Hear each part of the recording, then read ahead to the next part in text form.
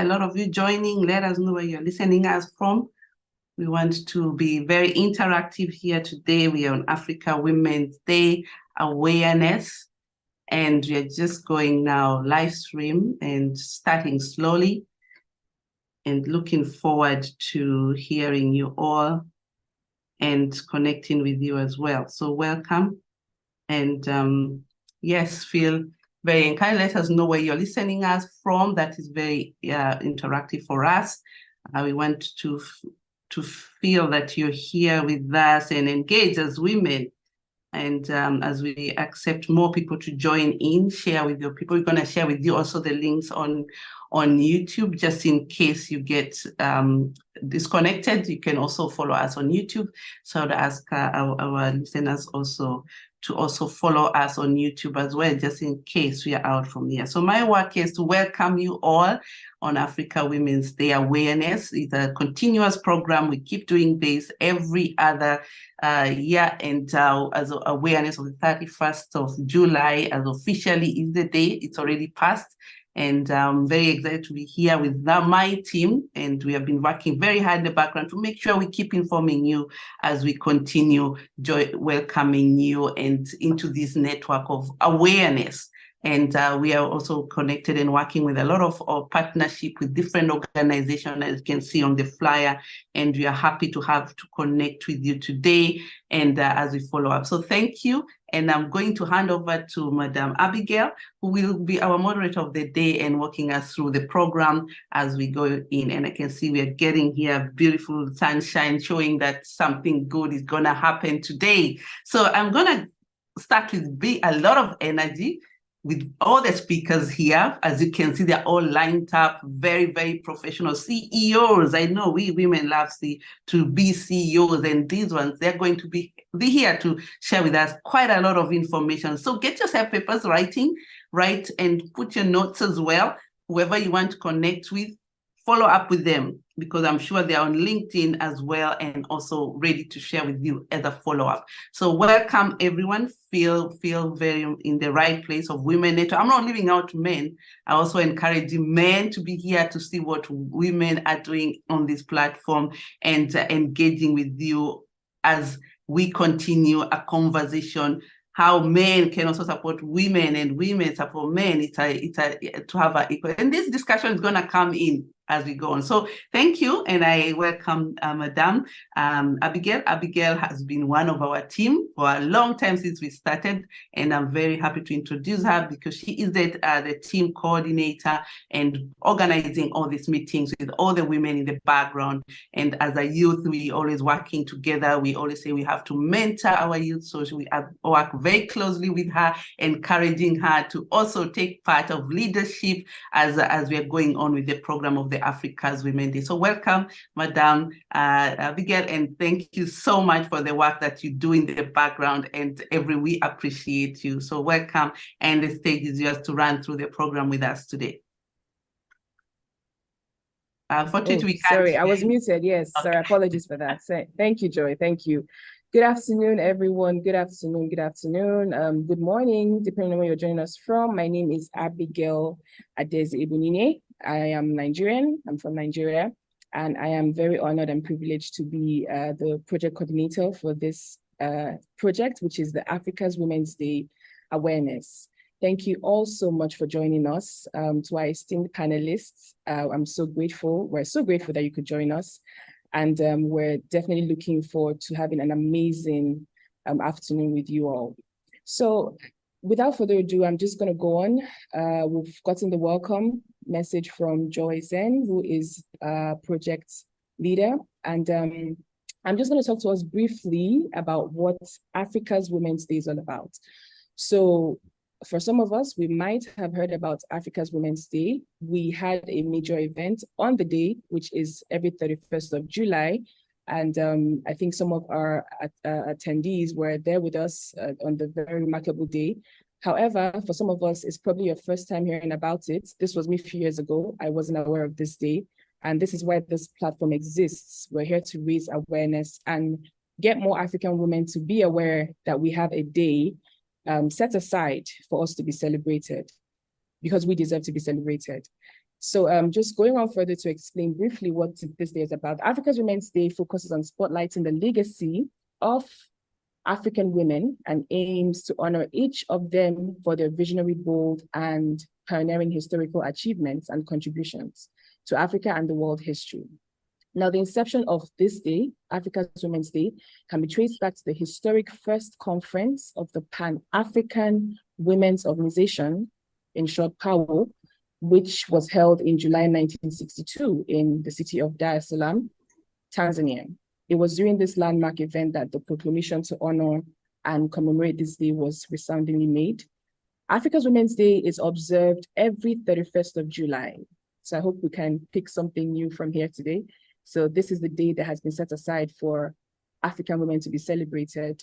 It serves as a significant milestone designated to acknowledge and affirm the pivotal role of women's collective action in attaining political liberation throughout Africa and propelling the advancement of women's social and economic standing on the continent. It is also recognized by the African Union. So now that we know a little bit about it, in 2021, a group of Africans across the globe, Joy and myself inclusive, came together and we decided that we want to create more awareness of this day. And ever since then, since 2021, we've been hosting virtual events on the 31st of July each year to raise more awareness of this day.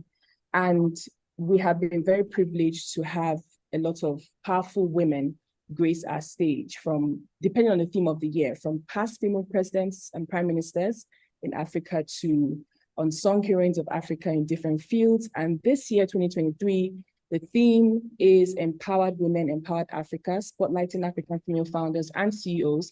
And our aim for this year was to cast a spotlight on African female founders and CEOs, of which we have esteemed ones amongst us today, and recognizing their invaluable presence in the business landscape, because we believe that empowered women lead to an empowered Africa. And we're very excited to say that we achieved our aim for this year, and we had a very interesting, wonderful celebration. And those of us who were there can also attest to this. We were also privileged to have the Secretary of the Pan-African Women Organization, Honorable Grace Caballo, who was a guest speaker at this year's event, and she gave a wonderful insight into how this day came to be and the major history. So I would encourage us to please watch the video from the event. The link should be in the chat any moment from now. There's a direct link to the event because it was live streamed and it's on YouTube and you can find it. And we also had Dr. Ngozi Okonjo-Iweala as a guest speaker and other amazing African female founders and CEOs. It was such an inspirational event. I am yet to get over it. And we had amazing reviews. So we're very excited that we're achieving that aim of raising more awareness of this day, because we need to tell our stories as African women, and then that's why this platform exists.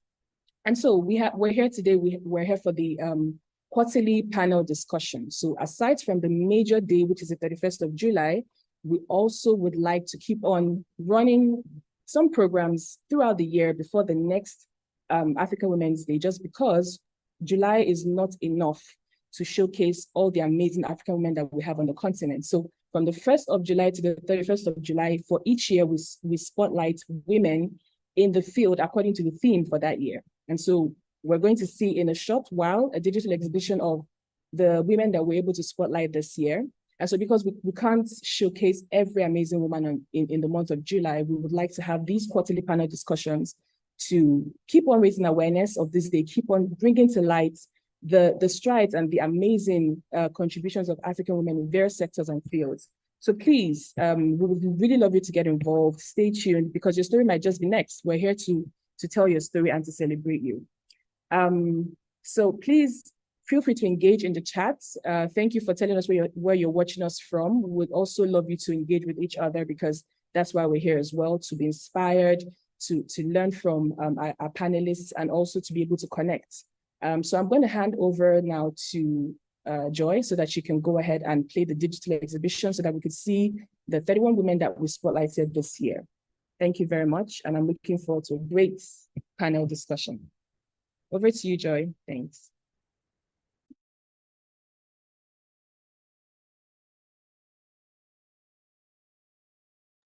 Thank you so much. And I will be sharing shortly the video, what happened just not long ago, a few months ago, acknowledging women who have done amazing work in their area of activities. So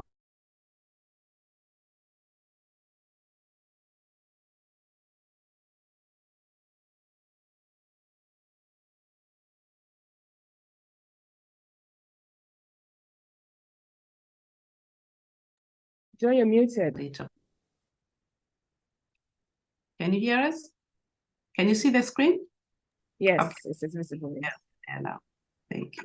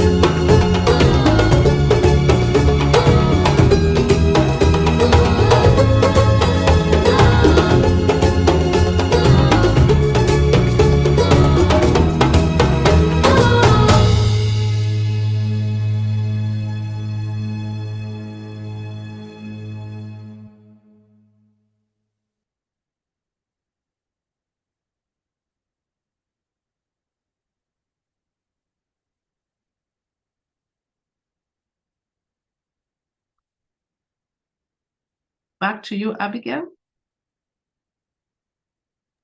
Thank you very much, Joy. Thank you. So that was a slideshow that we had showing the 31 women that we spotlighted earlier on this year, all African female founders and CEOs. You can read more about their profiles on our website. And it was a very inspirational moment for me. And I hope we can all be inspired. And I hope also that we can tell more stories about African women doing great things in various fields. So we're going to carry on to the next item on our program today. And I would like to call on CEO Lumbie Mlambo from Zimbabwe. She also was our esteemed guest speaker at the event that we had this year as an African female founder and CEO.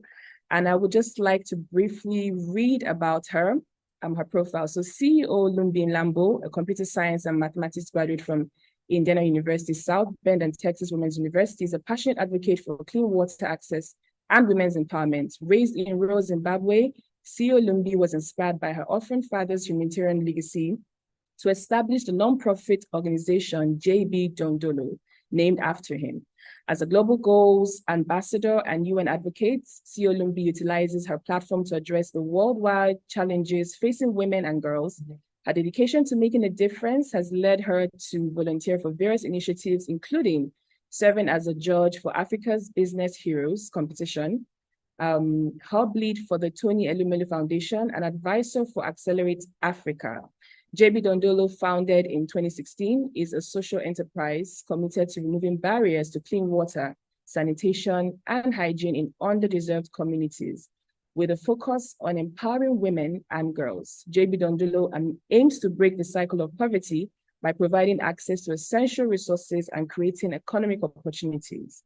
Now, driven by her personal experiences and desire to transform lives, CEO Lumbie envisions a future where access to clean water is no longer an obstacle to a better and more equitable life. Thank you so much for being here, CEO Lumbie. And also, we're also privileged to have her on our planning team for this quarterly panels discussion. She's been amazing helping us also to get in touch with most of our esteemed panelists that we have today. So I'm just going to hand over to Lumbie to talk to us just briefly about the theme for today and also further tell us about herself. Thank you, Lumbie. Great to have you here.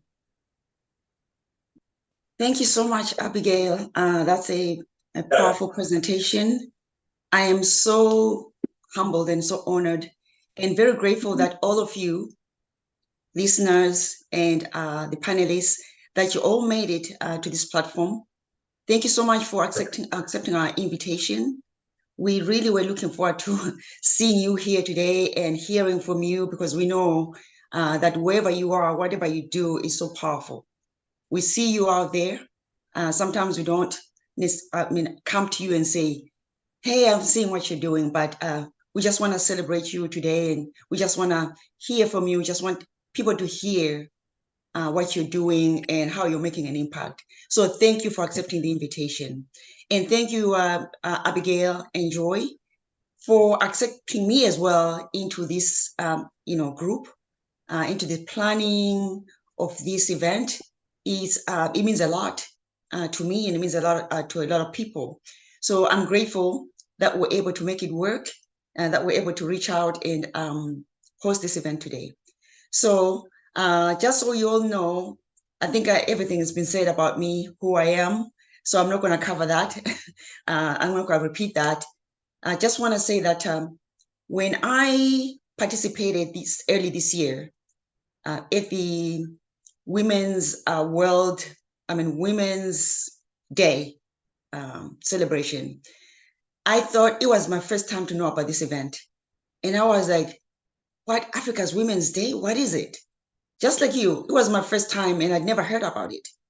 So I just want to let you know that when you watch that video that Joy played, that video just captures it all. It just, the music and everything, it just talks to me, and the people, the women, the inclusion. We talk about women being included. This is it. This is how you're going to get included. So when I saw that, I was like, it wasn't a no-brainer for me. I said, that's what I'm going to do. So I participated, and at the end, I said, what is it that I can do to serve? Because that's the question that we should be asking. What is it that I can do to serve you? Not, what can you do to serve me? No, I wanted to be able to serve and serve you. So I'm happy that I'm serving you today. And I hope that, you use this platform to showcase what you're doing, to uplift women, and not just women, but men. Like the men are invited here. So I hope that you're using this platform for that, to connect with other women, to feel included. So that's what this is about. This is a quarterly meeting today. Embrace it, pour your heart out. And I know that you guys are great. I know you're going to do very well. So I'm excited. I'm excited about what's about to happen here today. So congratulations to all of you who are here today. I'm looking forward to it. And thank you again. And back to you, Abigail. Thank you so much. Thank you so much, Lumbie. You've been so amazing helping us to get all of this together as well behind the scenes. And we're thankful to have you, and also thankful to have our panelists. So without further ado, we're going to move on. We're going to go into the next item on the program. So I'll just hand over to Joy, because we're now going to introduce our panelists and go on to have the discussion. Joy, are you there? We have Dr. Yes, I'm here. Good. So we're going to go straight to the discussion of today, and I'm going to be very, very, very active, and I want to look forward to activities of all of you, engagement here with all our speakers. And as Madam Abigail mentioned there, we are going to be moderating together with her throughout the panel, and we're going to be very, very, very active, in meaning that we are going to engage with everyone everyone there. We have the chat, as you can see at the bottom there. Please engage us. I can see a lot of communication there. I have to acknowledge everyone there. We have already around almost 50 people here on Zoom, and I'm sure on YouTube we have already connected with you as well. I've shared the link there, and we are going to be sharing also on other platform for those people who are waiting for the link, but it's on our channel, Africa Women in Trade YouTube channel. That's where you can follow us on. And without further ado, Abigail, if you're ready, and also just to give an overview, first of all, people are wondering, yes, this lady coming in here. I wear so many hats. And one of the hats I'm wearing today is the Africa Women Day. But the biggest hats I wear is that I'm the founder of Africa Women in Europe, which has been an organization that has been founded for over 17 years. And under that, we have two projects. That is the Africa Women in Trade, where we support women in businesses in Africa, very, very active as we speak. And you're looking forward to meet some of you probably in Egypt, in Cairo. There's an IATF happening in Egypt. And we'll be connecting there, also just campaigning and putting the women in the picture, knowing for the diaspora aspect, this is what we can do from this end. And also, I'm also the chair of the Africa Diaspora Circle. It's a cooperative of savings and investments where diasporas are helping entrepreneurs in investments. So as you can hear, I have a lot of hats, but this hat, for the special hat that, as Abigail's mentioned, is about Africa Women Day, meaning that people were not aware about it. I thought I was the last one being in the diaspora, but we figured out there were not so many people who knows about this day. And so we decided to take it as a campaign. We work very closely with Power, who are supporting us in the background. And as having the opportunity to do this is something that makes me so happy to reach out the CEOs of today, and I'm going to go straight on and start the conversation for today, because they are the people we're here for, because of the topics we want to share with them. And just to also find out with Abigail, if you're ready, we can get started with the discussion for today. And I'm going to go straight on with our first question. And I'm very excited to have particularly Dr. Anino Emuwa, and I hope she's here. Is she here yet? Could you confirm if she managed to be here? Okay, because he just landed. We are women who are vibrant. We travel a lot. And I think she was landing. So She's not here yet. She's not here yet. Okay, we're going to pause on that one. And I'm going to hand over to Abigail to go ahead with the next guest, so that we can just roll in. As soon as she comes, I'm going to jump in. So back to you, Abigail. Okay, thank you so much, Joy. Yes. We definitely acknowledge that our CEOs are quite busy and occupied, and we really appreciate them making our time for us today. So whilst we're waiting for Dr. Emuwa to join us, we're just going to go on to our next panelist, who is CEO Nelly Paulser. And I'll just read briefly her profile, because I think it's important that we know what each of our panelists are doing and also be inspired by their story, prior to also them telling us more about themselves. So CEO Nelly Paulser is a sought-after print media entrepreneur with over a decade of experience in the accounting and entrepreneurial space. She has become not only one of the most visible, but also one of the most experienced entrepreneurship personalities. She co-founded a multi-award-winning graphic design printing brand company called Graphic House Zim, together with her husband, which has extended to be an e-commerce platform. She's an entrepreneur who has dedicated herself to self-development, and as a result, has received numerous awards, including the 100 Voices for a Planet Award, a Tony Elumelu Foundation Grant Award, Top 50 Most Remarkable MSME Founders 2023 by MSME Africa, Businesswoman of the Year 2023, Northern Region by MegaFest, and was recently nominated for African Disruptor of the Year by Christian Women Entrepreneurs Network Awards in South Africa. CEO Paulser was also acknowledged as 25 Women Trailblazers in STEM, Zimbabwe, by Girls in STEM Trust. She dreams of turning her household name into an influential brand with broad expertise in the entrepreneurship arena, and would love to see other female entrepreneurs take up their space in the entrepreneurial world. As such, she has started to mentor girls in STEM Trust who may want to venture into the entrepreneurship and print media industry.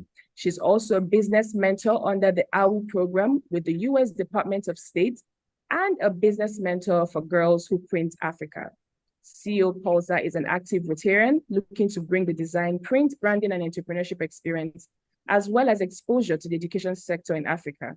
She's also currently working at impacting lives using design, print, and branding as a medium to speak peace, to fight injustices and inequalities within the learning environments in Africa. Fantastic. Good afternoon, CEO Nelly Paulser. It's nice to have you here. Welcome. Good afternoon. How are you?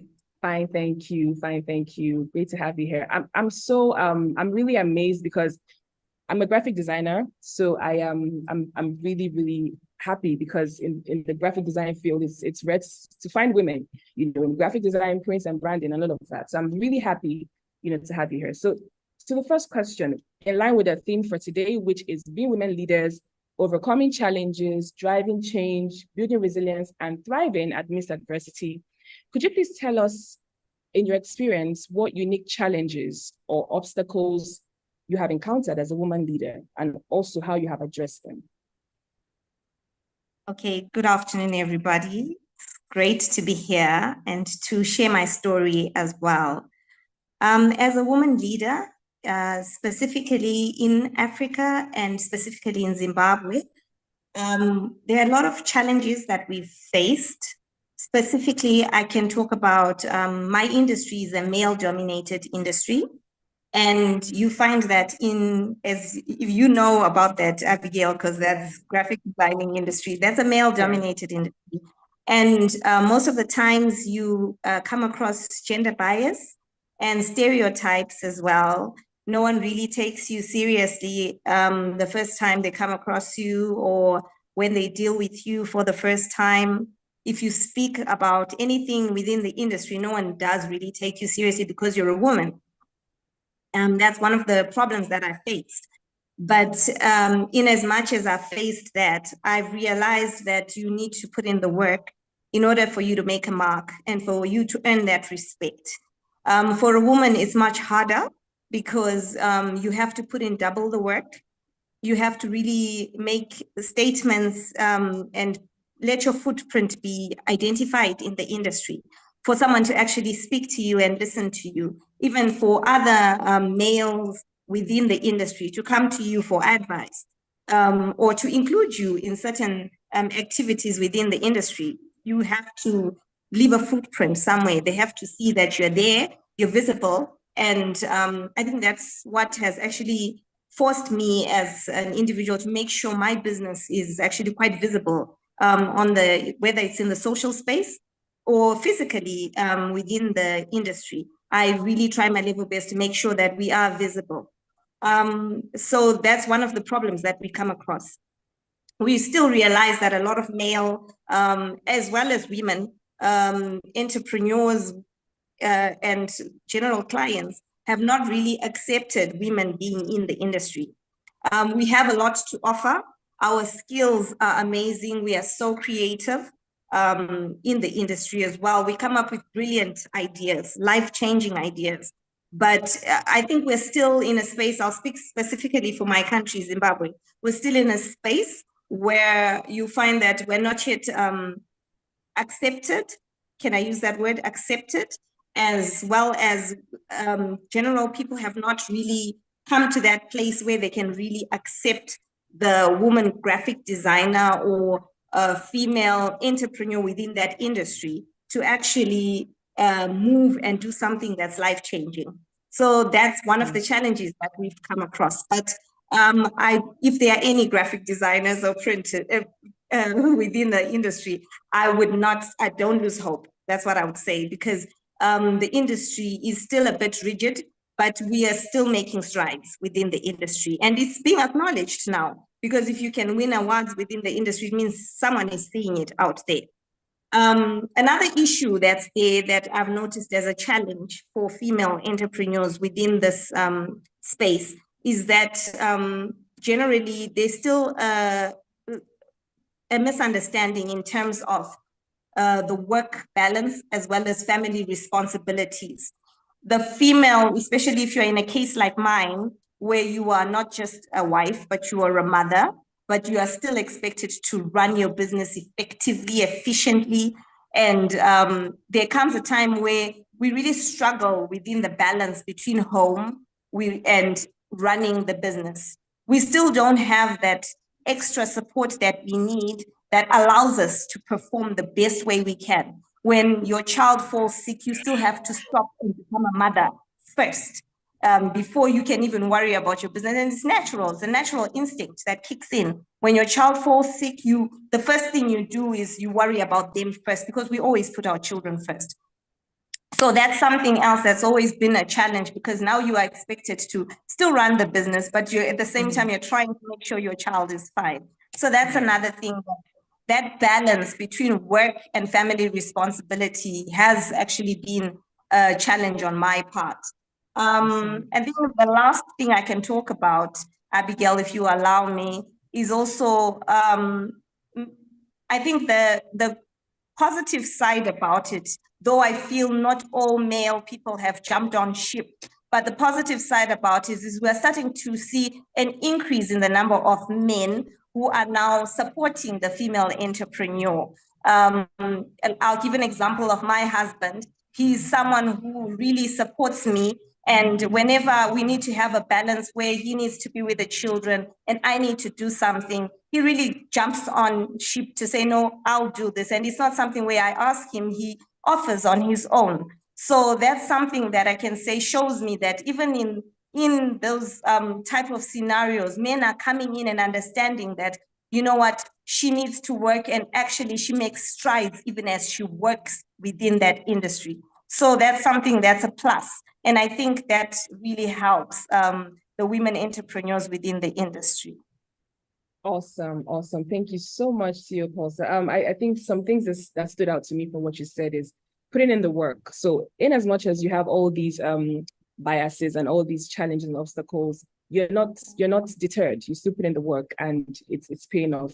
And I'm also glad to know that we still have some men who support us within the industry. Your husband being an example. That's amazing.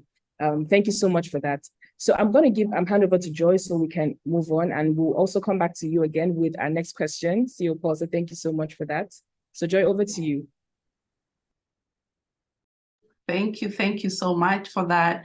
And I can see there's so much information there, and I love the idea of including men into this space, because they play a big role as a business person, especially as CEOs. Sometimes you really need a second or third hand to help. And thank you for sharing that. So I'm going to go straight to the next speaker, and I'm not sure I'm going to ask for guidance whether she's there. Do we have CEO Mispa? Yeah. Is she around? Okay. Did I hear yes? Yes, she was on the call. Okay, great, fantastic. Please let's put up the video on so that I can be able to see CEO Mispa Awasum, because I really want to make sure that we are able to connect with each other here. And also, as I read the bio, I'm sure the video will come up as well. And also let us know whether there's an issue with the video. We can also skip that as well.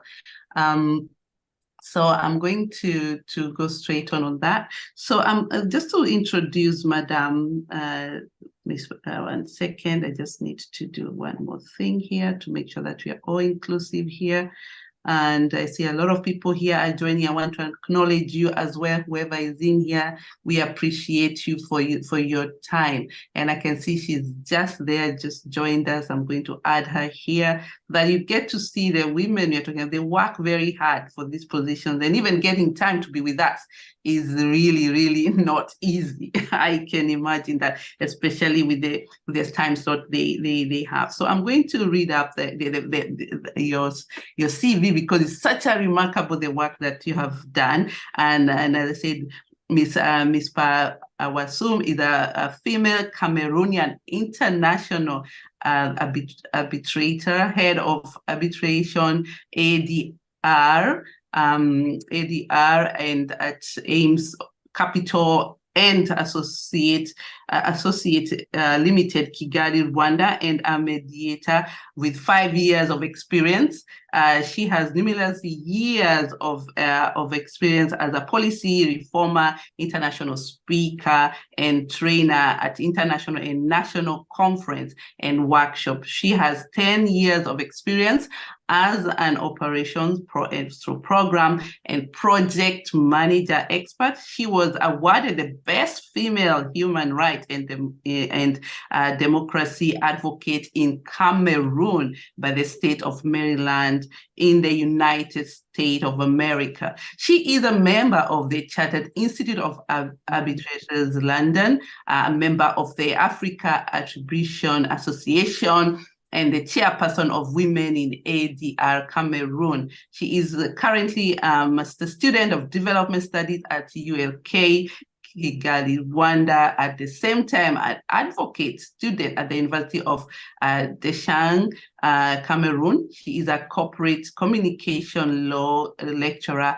at FinTech Cameroon and holds the LLM in international trade and investment law in Africa, which she obtained in 2017 by the awarded by the University of Dashang, Cameroon. She holds a diploma in legal practice and development awarded by the Institute of Legal Practice and Development, Rwanda, 2021. Equally, she holds a diploma in policy design and implementation and result-based monitoring and evaluation awarded by the Center for Development Policy, Rwanda, 2022. She also completed training as well and was awarded a certificate of completion for UNETHAN UK, completing the global market and strategies of effective strategy management, application of AI, business, and many other certificates. I salute you. The certificates are quite remarkable here.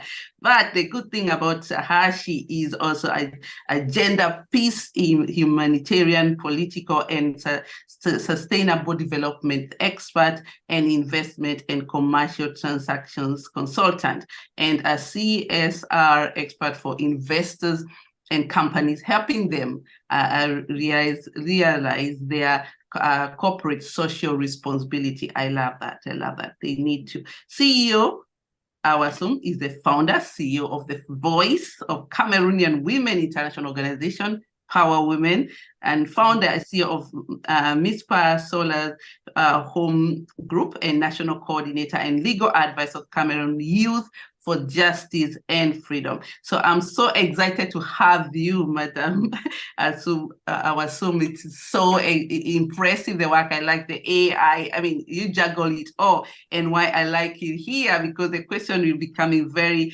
very adaptive for you to also help us to understand how do you stay informed and adaptive in a constantly changing business and the changing world.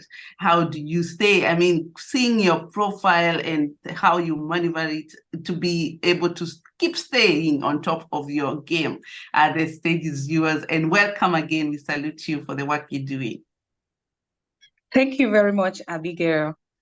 Thank you very much, Joyce, for this wonderful opportunity. It's a privilege for me to be on this platform. Honestly, I thank God for what you guys have been doing.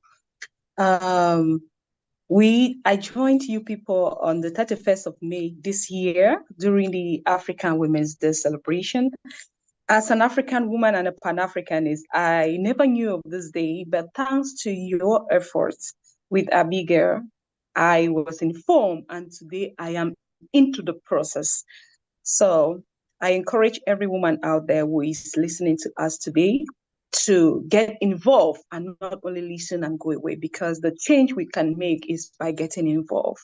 To all the other co-CEO panelists, it's a pleasure to be with you today and meeting you. I remember the last session I met Madam Mlambo on the panel, and I mean, she did amazingly well. I'm so proud seeing all these women, galvanizing efforts here and there. Please permit me, before entering into my question, to give you a little brief about Voice of Cameroonian Women International Organization, which I founded it and acting as a CEO. But I have a team. I have a fantastic team that we have been working over the past 5 years. We started this initiative in 2019. And our objective is just very simple. We are advocating for gender equity in Cameroon and Africa.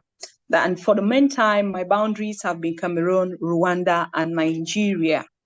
You could hear from my CV, I am an arbitrator associate with Aims Capital Kigali. So I frequent Cameroon, Nigeria, and Rwanda. Presently, as we speak, I'm in Nigeria for a business event that I came to as one of the speakers. So we actually help women, especially to lay hands with international organizations and corporate bodies, companies. That is where the role of the CSR, that's corporate social responsibility, comes in. Because these organizations, these big bodies, they have the CSR responsibility to give back to the society as they do their business. So with my experience as an investment consultant, I lay hands with these corporate bodies.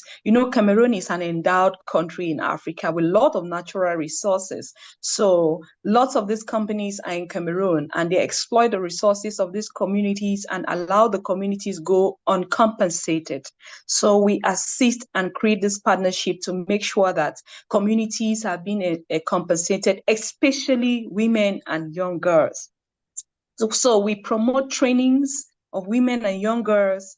We promote career orientation and opportunities. We also train women to bound themselves with the Sustainable Development Goal, especially the Goal 15, which is on environmental conservation, how to protect our environment. And I must tell you, this is a project. We are building something now called Keep Me Clean, I Remain Clean, which is a project to keep our environment clean. Cameroon is somehow dirty, the streets just like Nigeria. But compared to Rwanda, Rwanda is a very clean place. They have gone beyond, the environmental conservation policies, and you go to Kigali, you see a very beautiful, green, clean city. So other African leaders that are here, we can copy from Kigali as well to keep our city and our environment clean. So back to my question. Actually, it has not been a very easy process, considering the dynamic and jerky career that I have, or CV, that gives me the opportunity to adapt so easily in this industry landscape. Despite all the challenges we face inflation, we face economic crises, we face a lot, even family issues, even national issues that come our way. But we still stay adaptive and informed by constantly changing our business. You can see from my CV, I am not static. I have a very dynamic CV, and I have actually trained myself qualifiedly in all these different careers. I don't stop learning. And you see, I still do my master's in development studies in Kigali Independent University. Some of my classmates who are strong power women leaders, they are also watching us today. Thank you all for joining. I really honor you all. So this actually has enabled us to continuously engage and network. We network with Women's Day Africa. We network with Joy, Abigail's. These are some of the way we take to keep ourselves informed and adaptive in the industry. So these collaborations help us to be aware, to be informed, to know about more opportunities out there, to build capacities on how to continue empowering our women and young girls. Not forgetting our international collaborations with international human rights organizations, with NGOs and other relevant national and international stakeholders. This is how we keep ourselves informed.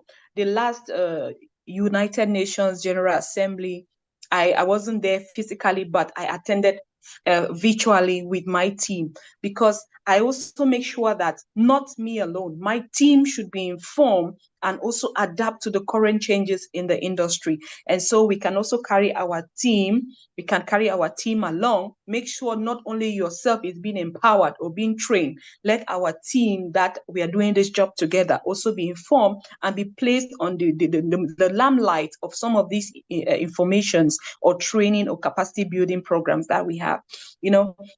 We also adapt ourselves actively by participating in policy advocacy and agenda shaping. We are trying to shape the process, to influence the direction of gender equity and women's rights in Cameroon and Africa as a whole. And through this platform, today I am meeting Madame Mlambo and the other speakers.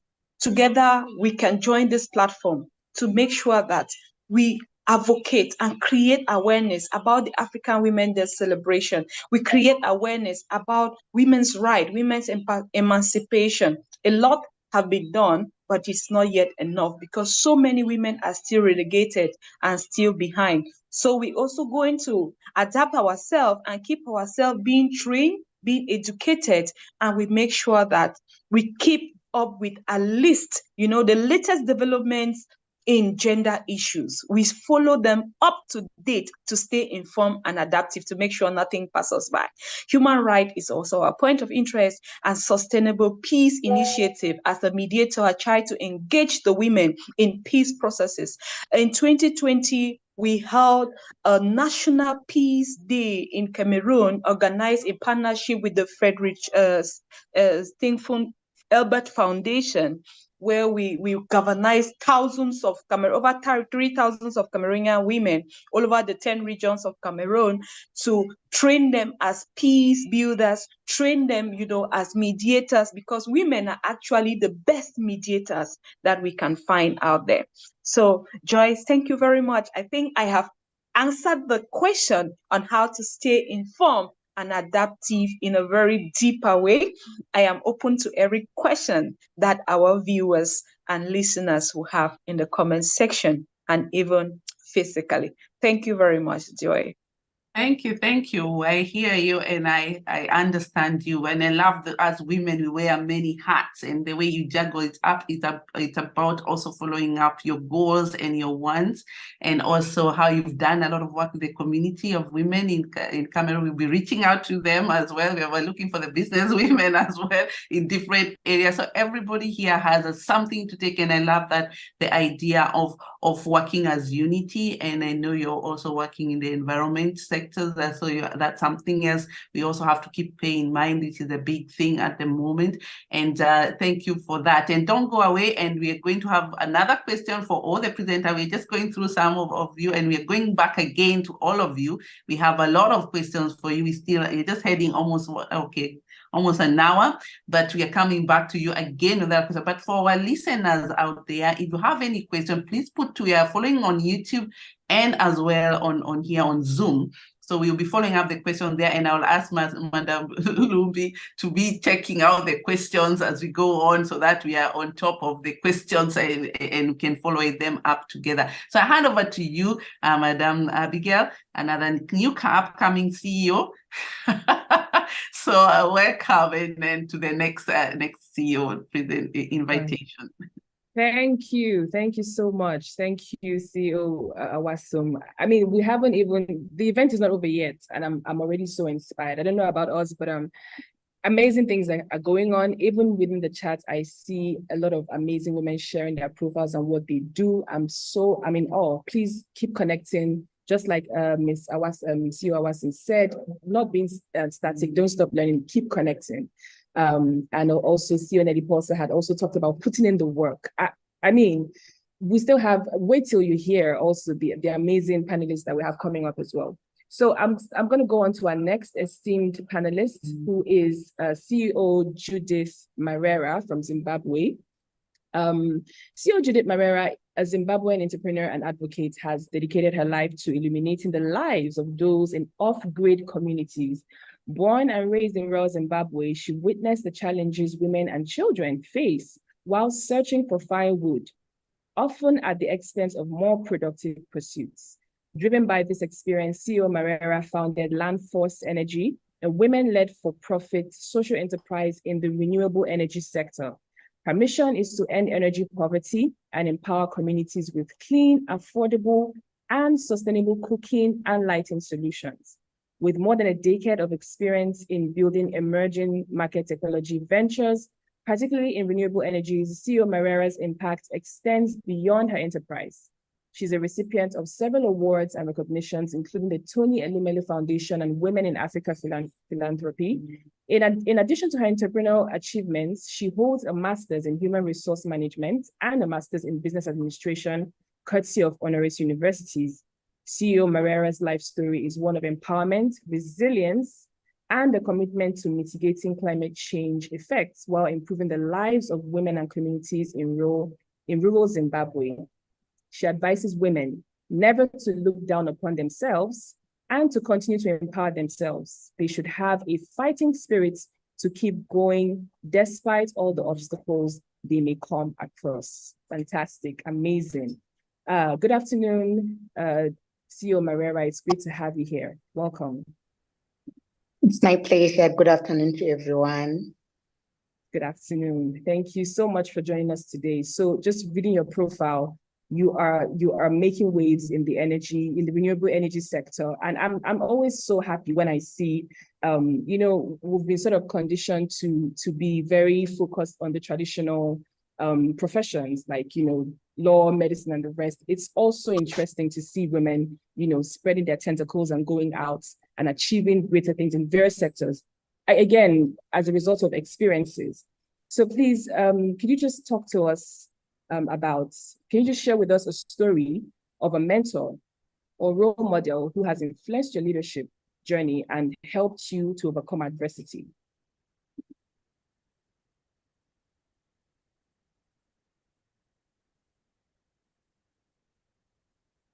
Thank you so much, Abigail, and I hope my network hasn't dropped me yet, because we're facing serious challenges in terms of network connectivity.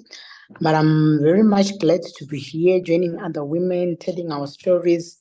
It's so inspiring to hear what other women are doing. We get to learn a lot, and it also broadens our network. My grandfather is my role model, inspiration, my paternal grandfather, because like what I'm doing today of breaking glass ceilings, of being in a male-dominated industry, my grandfather also had to break ceilings because during the 1970s, there were very few, if not none, Black entrepreneurs would venture into a business of dry cleaning. It was a white-dominated industry. So that inspired me a lot. And I always had to follow my grandfather just to hear stories from him, how he managed to be in an industry that was white-dominated. And most people wouldn't understand why you would do that, because there were so many other jobs that people could do. But he just grew the passion of opening his own business after working in a dry cleaning business. And he told himself, oh no, I have to start my own business. And to me, that's an inspiration. And that also helped me to know that I can do anything that I can put myself to if I want to, just like my grandfather. But and also never to give up on ourselves, and always to look for different ways and different means to.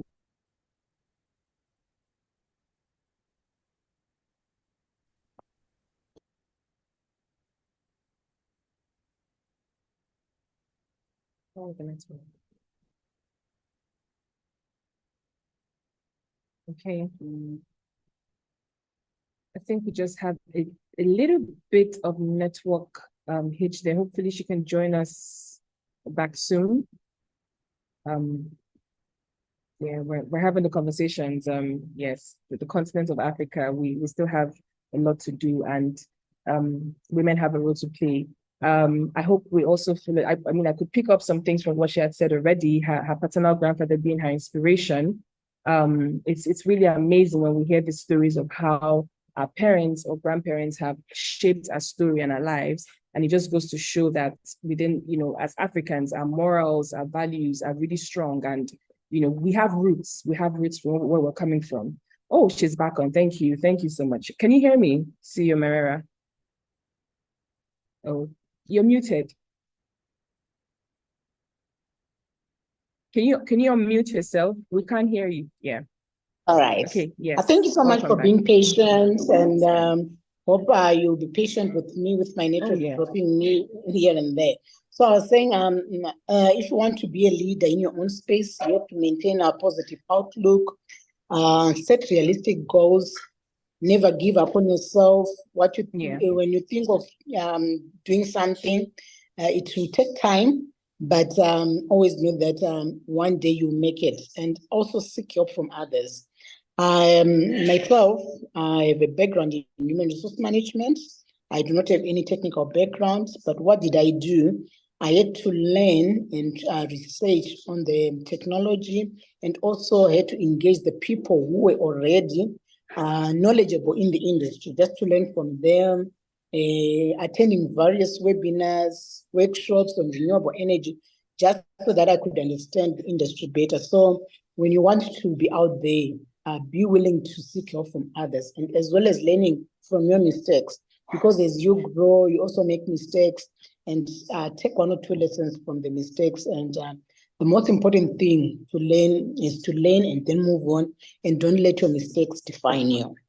I think I'll end here for now. Thank you so much. Thank you so much. Awesome. Yes, no man is an island. That is why we're also encouraging people to connect. It's so obvious. It's glaring that we need to keep on learning. We need to constantly, keep on improving and adding to our skills. And that's what you just talked about, with the technical aspect. Thank you so much, Sio Marera. We'll come back to you with our next question. Thank you. So I'm going to hand over to Joy to introduce our next esteemed panelist. Yes, thank you so much. And I'm going straight on to join to the next speaker. And I hope she's here. I've been trying to check. Irene, are you here? Can you put the camera on for us so that we see you with CEO Irene? That will be really grateful, so that we really connect each other here. And on all the speakers, please don't go. I know you have problem with the technology, and sometimes you might have to put the video off and then we can hear you, but we are happy to be connected with you here. So Madam CEO Irene, if you're here, Irene Ivambi, kindly, I think you're there, if I'm correct, and I'm seeing you there. Let me hope that that's you. And we can start off, because the conversation here is very, very interesting, and it's very engaged. Let me know if you're here. Can you hear me? I can hear you. Okay. Are you able to put your video on, just to be sure? Okay, I'll invite you to put the video on. So as you're doing that, let me introduce you. It's not working, don't worry. We can hear you, but it will be nice to see you as the CEO, and to very acknowledge your work that you have been doing in Tanzania. Let me just go ahead and read a bit about you, because it's quite impressive, the work. And when you talked about women and beauty, that's where you really stand out. And I know you're a young person as well, thriving in a very difficult world. So who is Madam CEO Irene Simon Ivambi?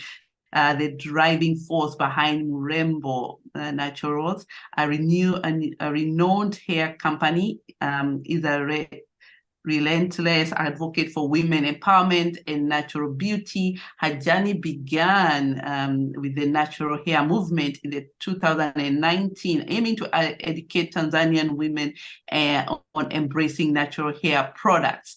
CEO Ivambi, personal experience marked by early exposure to hair, harsh relaxer, leading to brain scars, fueled her mission to create Mlambo Naturals, offering organic hair products both locally and internationally. At Mlambo Naturals, the focus is on simplifying natural hair care, making it time effective and cost effective. and their organic products offer a straightforward multi-purpose routine with a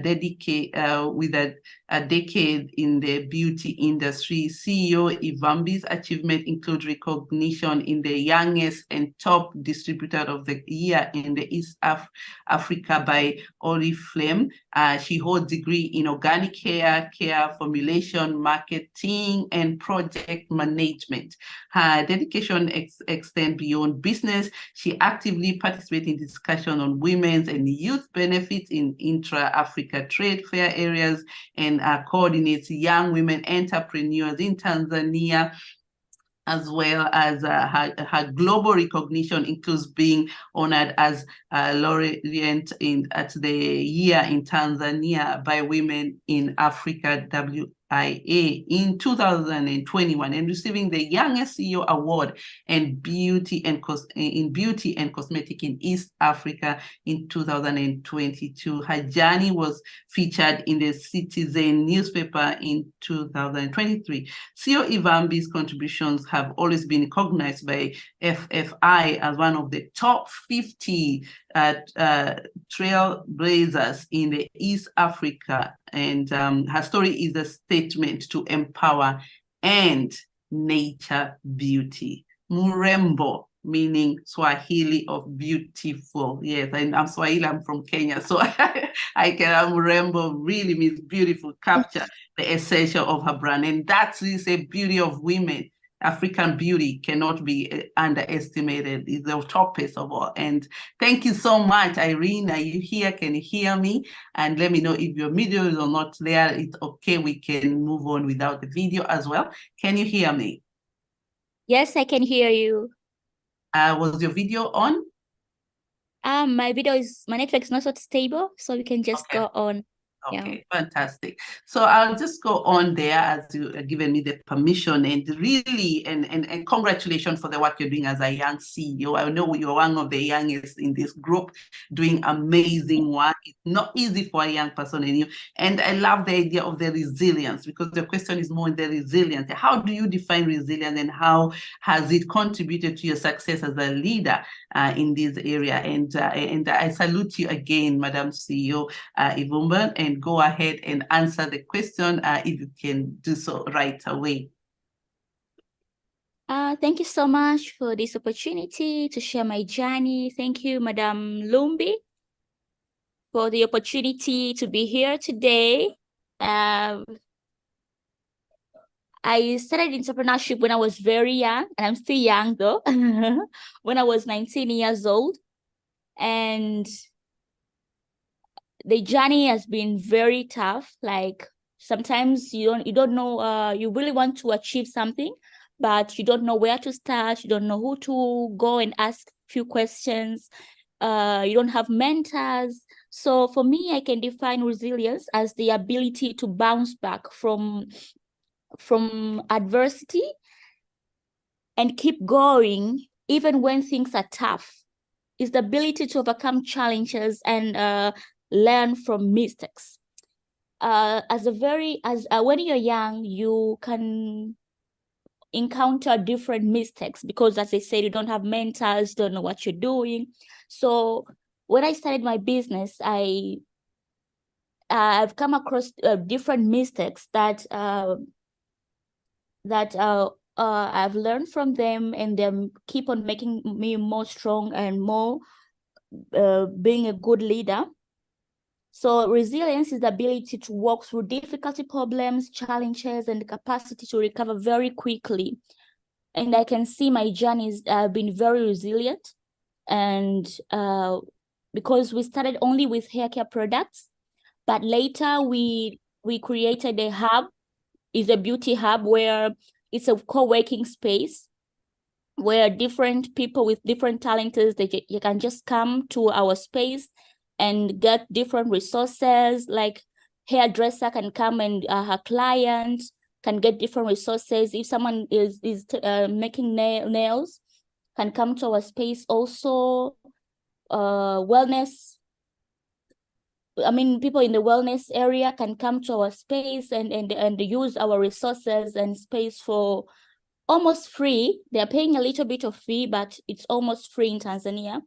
I decided to come with that hub because I have seen people in the beauty sector are talented, but we don't have enough resources to put it all together, like to open a salon, but you can see someone is very talented. So that's why I decided to come up with that co-working space that different people in the beauty sector can come and work. And also we are producing our own raw materials in Tanzania. Like we are sourcing these raw materials directly from local farmers. So these raw materials, some of them we are using in our cosmetics, and some of them we are selling to other different companies. So because of the challenges that I want to create organic hair care products, but where can I source these raw materials that are purely organic? So I decided, me and my team, to create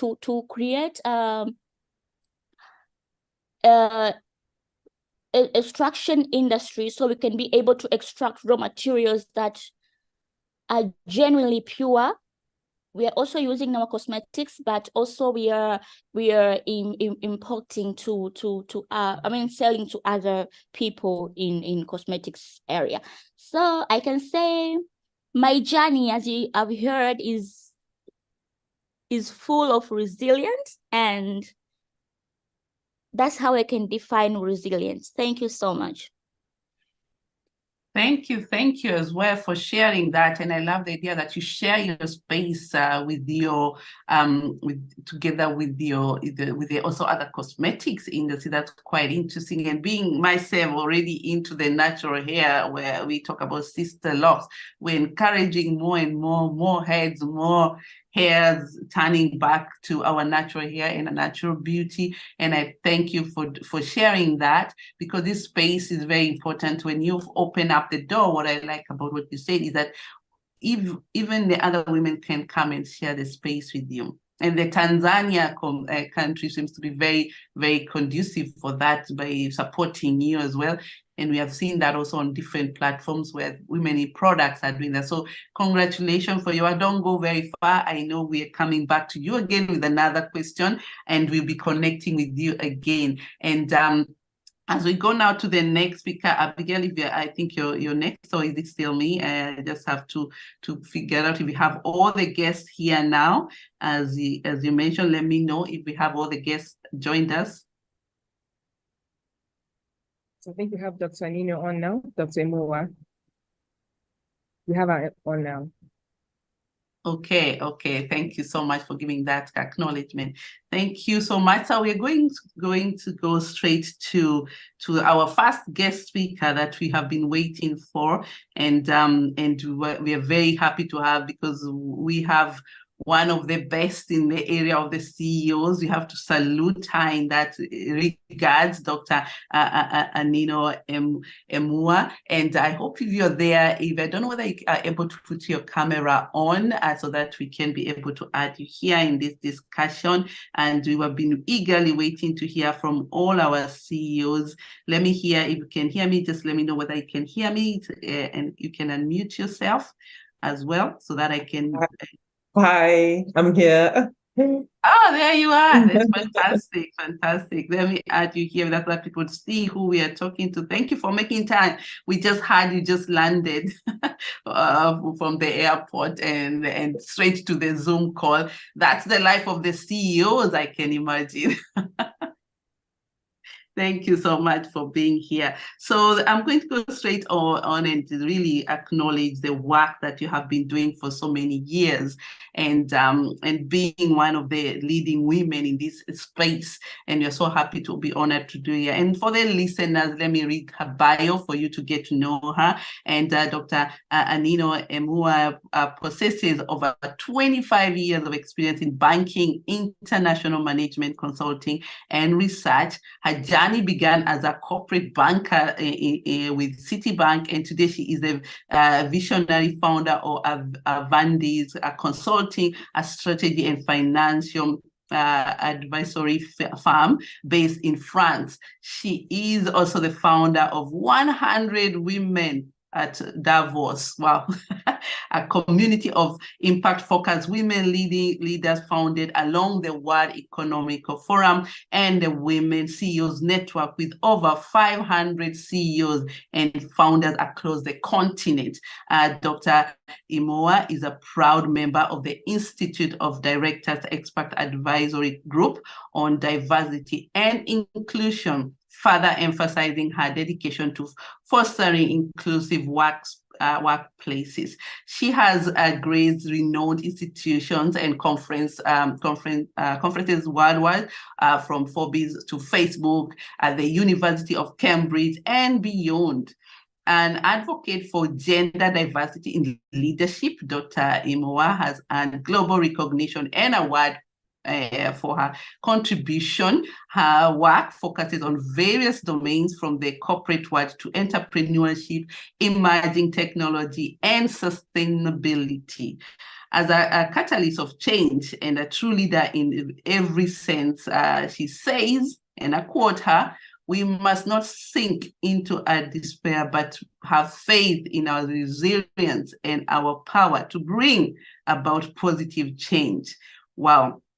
Dr. Emuwa does just that through supporting the entrepreneurship and corporate governance, women in leadership and advocacy. I salute you from this other side of the world. You're not very far from France. I'm on the other side of Germany as diaspora, really supporting Africa in a different way. Thank you so much for being here with us, and we salute you. And as you have heard our listeners, the diversity of what she's doing here, and this is what we're gonna deep, especially in equality when it comes to women. Today we're talking about Women's Day and saluting women and equality. So my question to you really is, in your leadership, for which we can see for 25 years you have been leading in this area quite in a very successful way, and how do you promote diversity, especially the equity and inclusion in your perspectives? The stage is all yours, and thank you so much for being here. Joy, thank you very much for that wonderful introduction. Lumbie, delighted to be here, and to all the women who have joined us, really excited to be here. And of course, my co-panelists have been listening, really eagerly from the beginning, and really happy to be here. And do forgive me, my voice is a little bit hoarse. I just got off the plane from Dubai, and you know how it is, even with sneezes. But hopefully you'll get the message, and all that hopefully won't matter. So you mentioned the point about diversity, equity, and inclusion, and this is really I think also quite key, because we talk about women and women's leadership, or women in the workplace. We talk about diversity, equity, and inclusion, and how are those different? And for us, we operate on three fronts. Diversity, equity, and inclusion, right, really is a 4 billion person issue. That is the 4 billion women and girls in the world. In fact, some people will actually say, no, it's not 4 billion, it's 8 billion, because it concerns every single one of us. And that is absolutely the case. Now, the IMF, were the World Bank meetings in Marrakesh a few weeks ago, and they talk about the macrocriticality of the gender gap. That is to say, when gender gaps are reduced, you find that economic growth increases. You find that when you have more women in leadership in the financial sector, you have more stability of the financial sector. So it is macrocritical for us to have equality and representation in the workforce, and especially in leadership. So the difference between the two, working with women as leaders is a recognition that women have a role in also progressing themselves. And what does that mean? That is, through adopting the skills, understanding the terrain, building the networks, and making sure that they are absolutely equipped to get into those leadership roles. But we know that it's not all about women. We know that the workplace is gendered over 200 years of the Industrial Revolution. And gendered means that it was built for men and by men, because that is how the Industrial Revolution started. So what we're trying to do with diversity, equity, and inclusion is almost dismantle, all those processes, procedures, ways of doing things, right, that have become institutionalized, and that they are now determining the way we do things. So let us put it this way. If women and men had been in the workforce, in offices at the same time, there's no way on earth would we have created a 9-to-5 workday, right? Because it just doesn't suit women. There's no way that we wouldn't have childcare because it doesn't suit women. There's no way we would have had flexibility and not had flexibility. It doesn't suit women, right? But what we're doing is trying to recreate those systems that have been created really based for men in the workforce and leadership of men in the workforce. So that is the issue about diversity, equity, and inclusion. That is making the organization diverse. Well, we're talking about gender here, equitable, so women have the same chances to rise to certain positions. And by the way, equity doesn't just mean having the same rights and the same opportunities. It means that you have to give everybody what it is that they need in order to progress. So that is to say, women's needs in many cases can be quite different because, for example, women till today are the primary caregiver of children. So you can't expect that you do the same thing for women and for men. It doesn't work. You need to have some flexibility. And inclusion means that after you've had diversity, that means you have the representation. Inclusion means how do you make sure those voices count? So it's not about tokenism and just having women in the workforce, women in leadership positions. It is making their voices count because organizations find out, and McKinsey report has shown that globally that when you have inclusion, that is when you have a diverse workforce and those voices count. That is what it is women say, women do, is being taken into consideration in decision making, and they have as powerful voices. You find that the performance of diverse, equitable, and inclusive firms is actually about 25% higher than the least diverse, equitable, and inclusive firms. So diversity absolutely matters. So diversity, equity, and inclusion is working with the organizations, right, and making sure that they embrace all genders, and women's leadership. We work with women to make sure that they have the leadership skills, and not just the leadership skills, cutting edge, but also the access. Because we know that when you get high up into positions, it's not just about having the experience which women abound or have in abundance, but it's actually having the access. Because at the top, it's more than just experience; it's also having the networks, the connections, and being in the right rooms and having the right sponsors in order to help you to progress. So that is essentially that difference between the diversity, equity, and inclusion piece, which is about organizations making change and working with women with networks like this to help them to have the access and information to progress. Thank you for that. And just to dig it deeper, because I want to hear how that really has the market really changed? Are the businesses doing it now? And what is your vision in that direction as we go to the next speaker after you? And then we'll come back for another question for you. But let us know, is the market, is the industry accepting women? Are they changing? And especially in the Africa concept. Right. This is also really very important because sometimes women can feel a little bit frustrated. It is changing, but it's changing far too slowly. So the data on the whole, that's global data, tells us it will probably take 130 years, right? So that is way too long to get that, but it is changing. There's a lot of recognition about the importance, and we're seeing the effects on performance. So it is changing. So the first thing I would say to women is that at the end of the day, for you in your job and your position, your interest is in progressing. So look at it always from a positive perspective to say there are more opportunities there. And how do I position myself?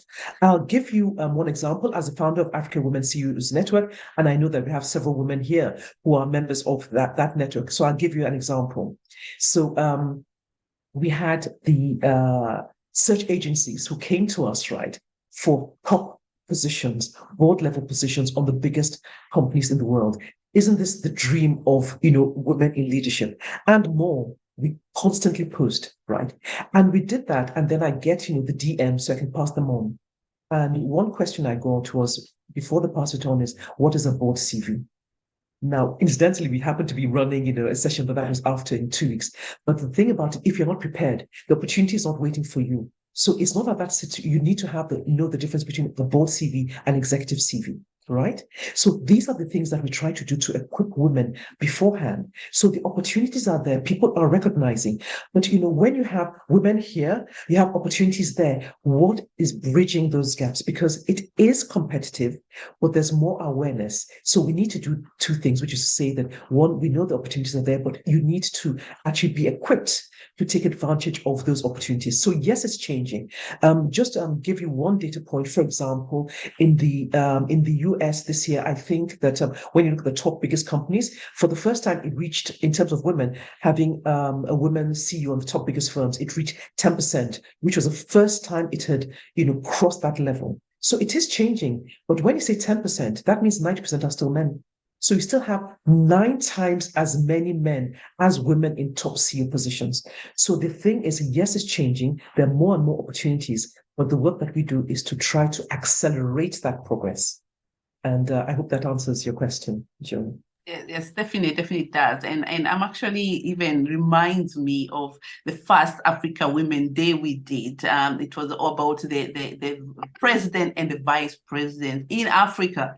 And can you imagine how many there were? We had over I think by the time we were reaching, because we do them every month, every day of the month of July, we had 30, but it was actually up to 40, because then there was one prime minister who jumped in. So maybe we have it, but we're not recognizing it, because if you look at the Western, you only have only one president or few presidents that are in now in European region, the Western world, and we have 41. Maybe we need to recognize and creating those spaces like here where we can say, yes, we are seeing it happening. Rwanda, I can hear in the parliament, they have a lot of women there already in taking over almost over 50%, probably 60 if I hear well in the Rwanda in the government. So it's and I love to hear that it's coming, it's changing. And thank you so much for sharing with us those information, and keep staying with us, because we are coming back to you. We have even more interesting questions for you. So I'll hand over to my co-host here, Abigail, the CEO to be. I know she's laughing all the time whenever I tell her that. She's I love her energy and supporting us. And welcome back for the next guest who will be coming in. And thank you so much for that. So I hand over to you, Abigail. If you're there, please join us and go ahead with the next guest speaker. Thank you, Joy. Thank you, Joy. Thank you so much, Dr. Emuwa. It's an honor having you here. And I must say that I've picked up quite a lot of things, and I've been taking notes.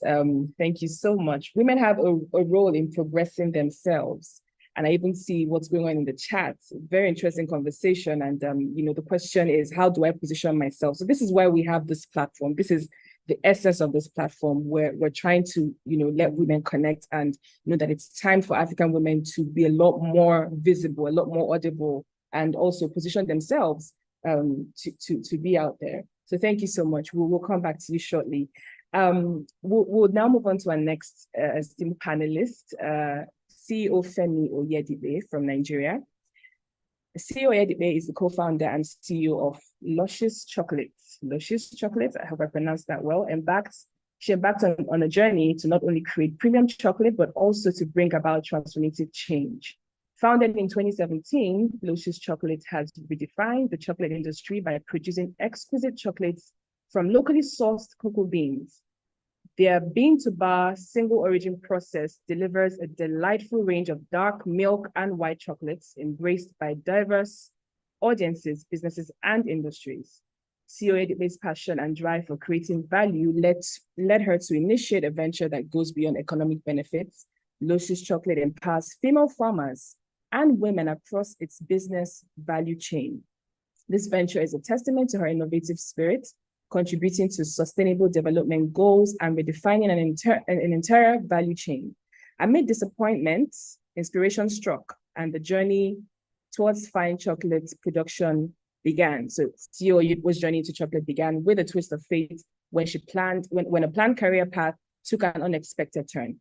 Today, Luscious Chocolate represents innovation, diversity, and a genuine commitment to creating value, poised to become a household name for chocolate confections across Africa. Before venturing into chocolate, CEO Oyedipe held a role as head of the human Capital Department at Ina Blankson. Her experience is in biochemistry, human resources, client relations, and business management equipped her with the skills to manage the company's day-to-day operations and its most valuable assets, employees and clients. She developed and implemented policies for organizational development, introduced best practices, and played a pivotal role in staff training and manpower development. Her entrepreneurial journey has been marked by exceptional growth and international acceptance, with Lucious chocolate products available in high-end local stores and international duty-free outlets. Her knack for quality management and brand projection has driven the company's success, and further international expansion is on the horizon. Her advice to women: let the passion and reason why be defined with unwavering conviction, and this serves as a compass for steering the business. Wow. CEO Femi Oyedipe, welcome. Good afternoon. Great to have you here. Thank you so much for having me. It's been an amazing session. Thank you, Abigail. Thank you, Joy. Thank you, Lumbie, for the opportunity. We just finished the AWF program, and when she mentioned, she was going to share this, I was like, oh, Lumbie, you're such an amazing person. It's fantastic to find women that support women. So I celebrate you, Lumbie, today, most especially. And then also, I would like to appreciate this platform because honestly, this is the first time I'm hearing about the African Women's Day, and I've learned so much, and it's such a good platform for us entrepreneurs to connect.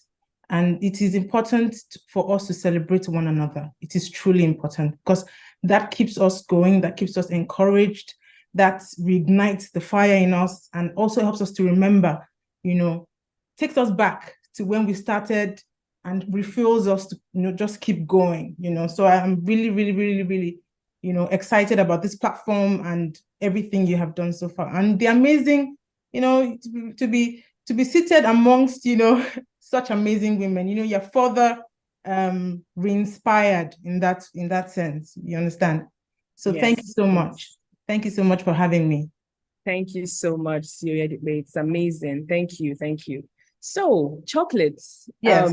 I'm really impressed. So when I was reading your profile, I was thinking about, just landing in maybe Frankfurt airport and just walking into like a store. Normally it's like Toblerone and all the international brands that but then Lucious chocolate is there, and then it's by an African. It's amazing. It's amazing. I mean, this is really interesting. Thank you. And that's why we love this platform, because we're getting to discover a lot more amazing things that African women are doing in various sectors, out of the regular things that we know. So my question to you is, what strategies have you used to maintain resilience? We see that the word that has been repeated every now and then here is the word resilience, and it's also in line with that theme of what we're discussing today. So what strategies have you used to maintain resilience during difficult times within your entrepreneurial journey? Thank you very much for that question, because honestly, that's the fuel, you need as an entrepreneur to keep going. If you are running a business in such a climate like Africa and specifically Nigeria, I'm very sure we're all aware about all the challenges, going on in Africa, and also with the recent challenges that we're experiencing in Nigeria. So I'll just take us back to what stemmed the birth of this company that I run. So in 2016, my career took a turn in the sense that, I was trying to pursue a particular venture, but it didn't work out as planned. And then I began to look inwards, because I felt that there were other ways I could actually deliver more impact. So I'm a kind of person that I think I thrive best when I feel I'm delivering value.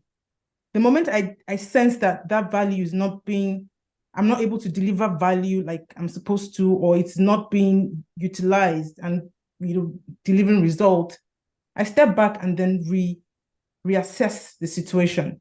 So I'll take us back quickly. In 2016, I realized that even though Nigeria is the fourth largest producer of cocoa beans, we're not doing anything with it. We're exporting 90% of our cocoa and then importing chocolate. So in Nigeria, you see what was dominated was imported chocolates.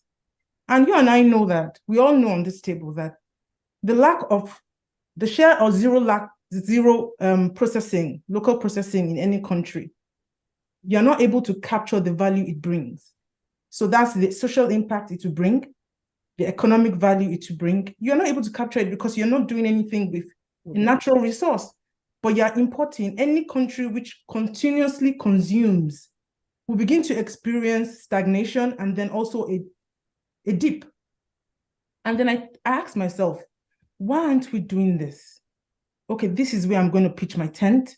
And then I'm also going to focus on women, because we know that women are, if you look at the statistics in terms of the population, the poorest population, women are the poorest. So in a population of 900 million people, 700 million are women that are poor. So I decided, okay, you know what? I'm going to deliver this sort of value, this sort of impact, but I'm going to focus on women in doing so. And then you're able to deliver value sustainably, and you're delivering continuous impact with it. And that's how Luscious Chocolate was birthed. So we source our cocoa from the southwest of Nigeria, predominantly from female farmers, and then we translate that into chocolate.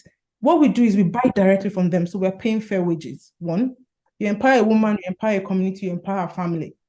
And then we're delivering, we're creating value.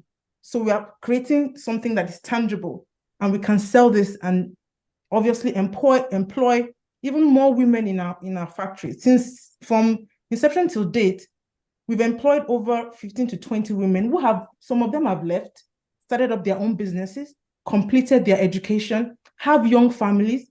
We have young women working in the factory who have started their own families, and we create flexible working for them, to support and empower them so they can continue to deliver, value to themselves and also to their families. Okay. So to your question now, I'll put it at 3 points.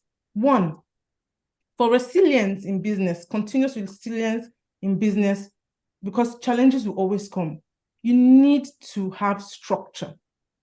And what I mean by structure, because I have an MSc in human resources, I have an understanding of how to, manage the greatest asset in a business, which is people.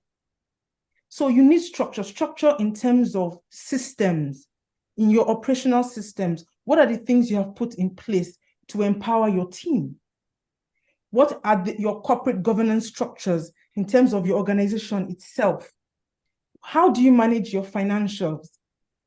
What do you do in terms of, those sort of structures? We are a processing plant, for example. So we have standard operating procedures for everything, for cleaning, for every arm of production, so that it is repeatable. It is not, we're not hiding anything. You have to build that structure so that it can continue as an engine, even with or without you. And then two, another thing is training. Because the truth is that you can have all the machines in the world, have everything in the world. If you don't equip your team properly, they can't carry on. As an entrepreneur, your business has to be way beyond you. You have to set it up in such a way that is resilient and also dynamic enough to stand on its own as an entity beyond you, the visionary and the founder. So that's why I'll go back, structure. Second thing as well would be support. Now, what I mean by support is when you're a young entrepreneur starting the business, and even as you go on, as you become more experienced in your journey, you need to find like minds. And that's why I give kudos to what you are doing today, Abigail and Joy, and the African Women's Day team. It is very important. You cannot be an island. You cannot be isolated. You need to find people that are mentors. You need to find people that will continue to be role models to you. You need to find, associations and networks, people that are like resourceful to you, that you can learn from. You don't have to make mistakes. If somebody has done something, has gone ahead of you and done, person doesn't even have to be in the same sector as you. Because when we're starting the company, there was no precedence to follow. In fact, a lot of people thought I was crazy.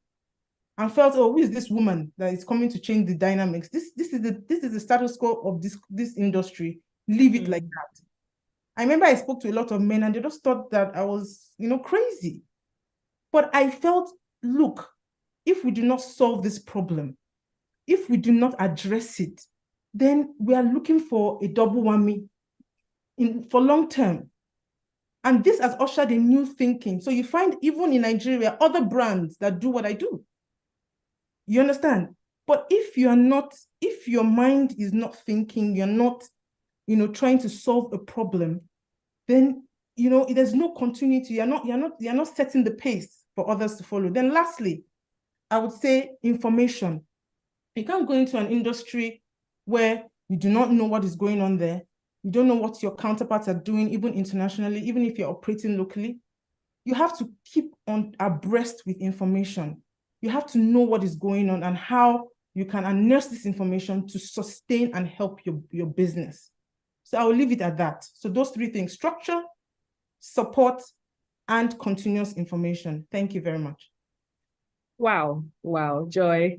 Yes, I just thought we just keep her there because the next question is literally just going straight to you, and on that specific note where you just left there, and which was very important, and it's about what strategies have you used to maintain resilience during difficult times. All of us CEOs go, all of them, and sometimes they are similar. We think they're different from another one, but we have to go top down, up down, bottom, you name it, and it's never ending. So how have you been able to maintain this resilience, also being ahead of the game, as I always say, as a woman? Maybe you can share that with us. I'll give you an example. What your question just took me back. There was one of the initial interviews I had, was a radio interview on one of the big radio stations in Nigeria. I remember a caller called in and said he was male. He said, why are we all going on about this person? If she chose to make chocolate to her, that is a problem, And it was more like, and I think one of the speakers mentioned this challenge. I think it was Nelly. Of when you are operating in a male-dominated industry, and then not only operating, but you're trying to innovatively make changes. You're trying to innovatively, change the mind, make a mind shift on how the ways things are done. You find a lot of obstacles. So I'm not going to speak about the general challenges that we experience here as entrepreneurs, which is the climate, our, the lack of infrastructure, funding, etc. I'm going to speak about how to innovatively solve your problems, creating a mind shift, even within yourself and also amongst your team. There are always ways to solve issues, always. I remember that time when we first started, even for our buyers, our supporters of Luscious Chocolate today, then they thought was what would come out of a Nigerian chocolate. What they are used to is imported. And then we had to create awareness.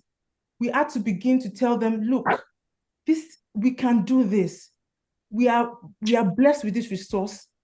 We can add value to it. We can impact lives through this. So we began to work on the mindset and began to shift it across employees, across clients, buyers, the local market, and just general mindset of Nigerians. And now I speak to you now. The average Nigerian is looking for, I want Nigerian-made chocolates. So at that time, yes, there's been a drastic mind shift.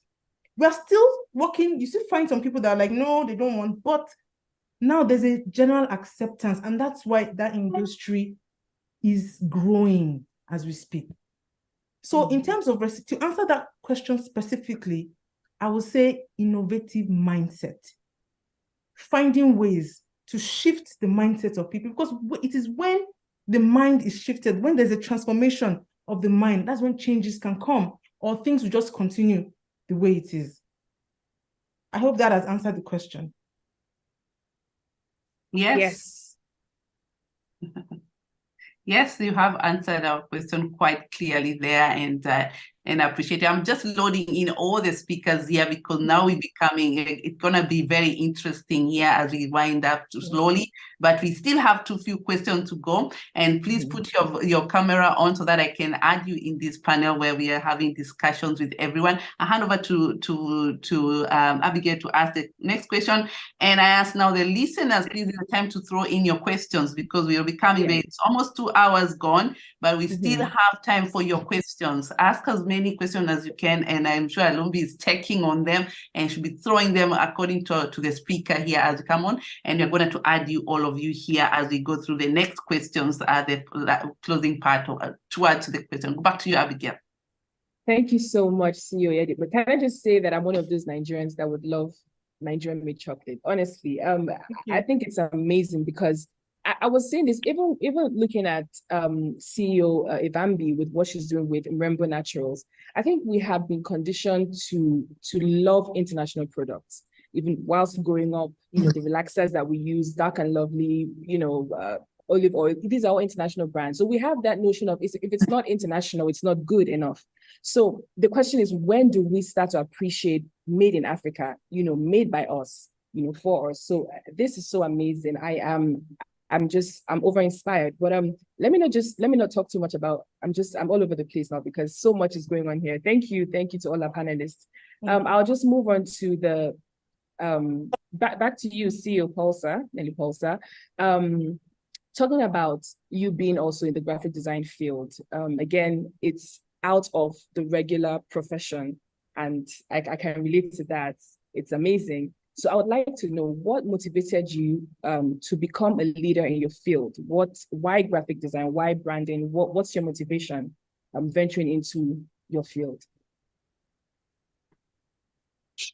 Okay, Abigail, thank you very much for that. My motivation for the graphic design, printing, and branding industry basically was it allowed me to send a message without really saying words. It allows me to help people become more visible, help startups become more visible in the marketplace without having to say anything. Most of the time it's easier when it's media because you get to say it. But through graphic design, printing, and branding, you don't have to say anything. The graphics say everything. You can leave your graphic design, you can leave your banner somewhere, and someone can pass by it hours later and still get the same message clear and clean as possible. They get to understand what you do, and they get to understand who you are by just looking at graphics and to look at the few wording that's included in the graphics. And that, amongst a lot of other things, made my industry something that really is very close to my heart because it allows us to communicate. I think adding on top of that, graphics is something that for me, I believe my motive is that I can then use graphics to do more than just make a company visible or make an individual visible in their space. I can use graphics to actually allow penetrate certain sectors whereby we can still use graphics, but to impact lives.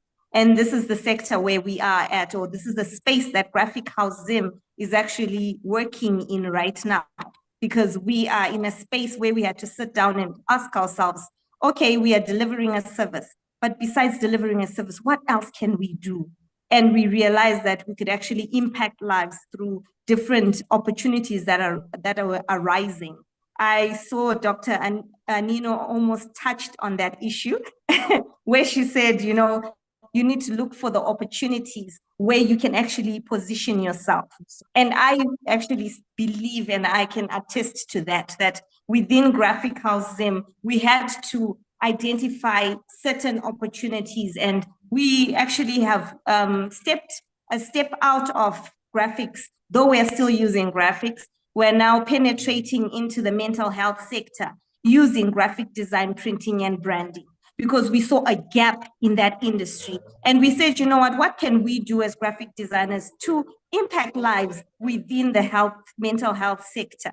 And so that's something else I want to encourage the women who are watching this is, look at what you have in your hands and ask yourself, what can I do to impact someone else's life with what I have?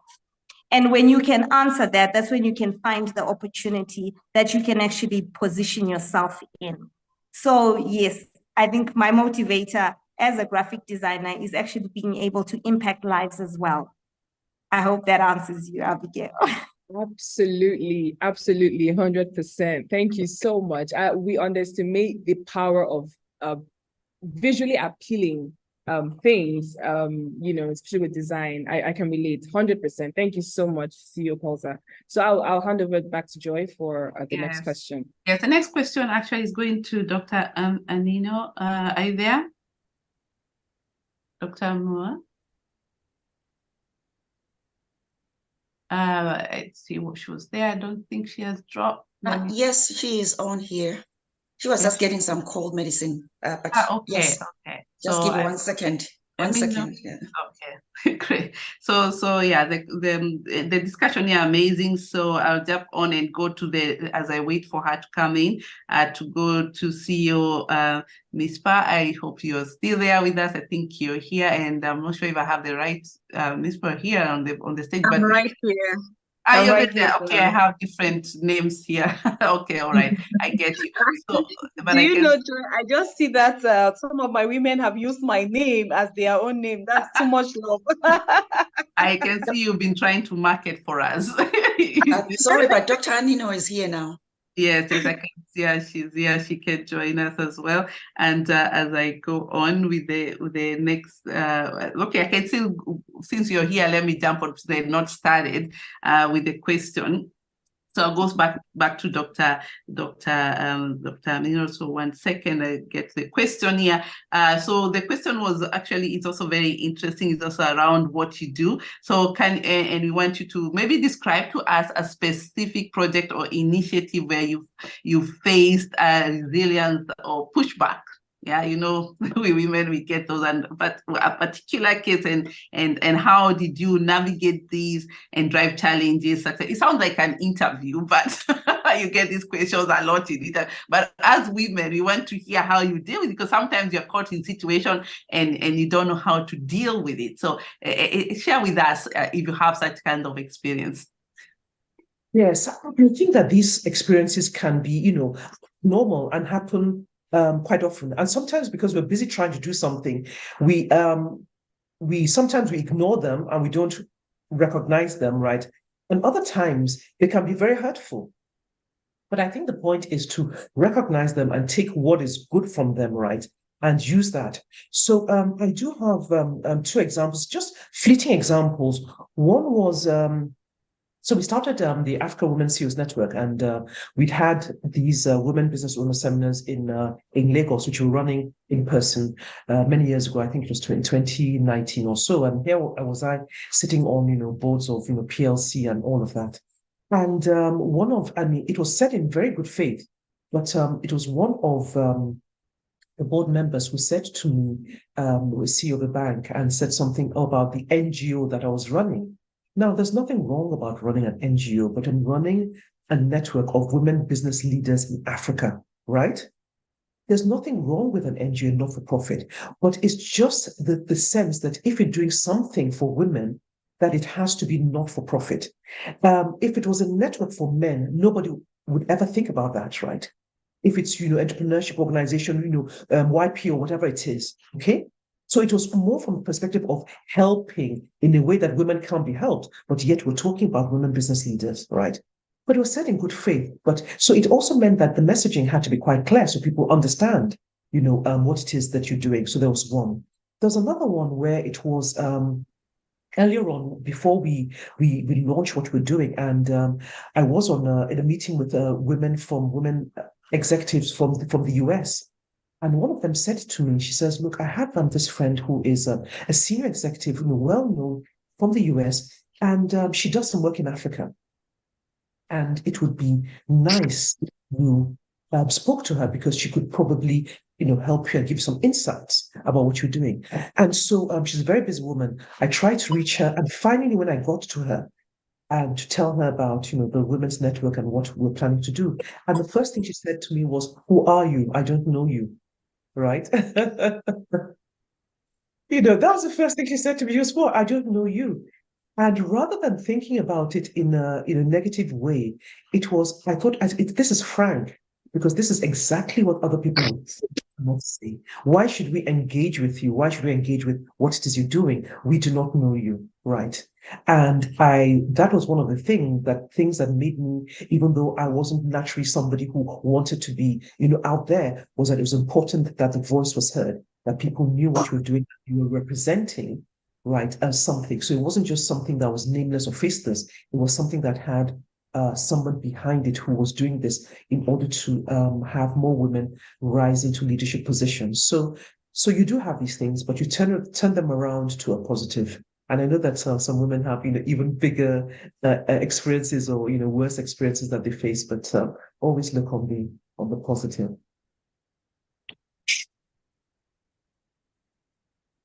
That's amazing, and I can relate to that as women. Those statements, as you just said at the end, "Who are you?" We use that quite a lot as women. Maybe we should start replacing those statements and start and getting into conversation before we judge.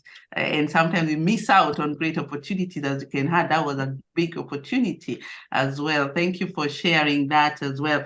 So since I had already called out, and I'm going just to go, if you allow me, Abigail, I just go ahead and ask CEO Mispa her question, since I had called her out. So I'll just go say to her your question, and it's and I said, all of you your CEOs, I wish I could just have you all around me every time asking questions. I'm sure everyone is here who would love to have so many questions to ask, but we have just selected just a few to help us, to guide us with the questions. So for me, actually, for you, is that question is, how do you foster a supportive and inclusive work environment for your team?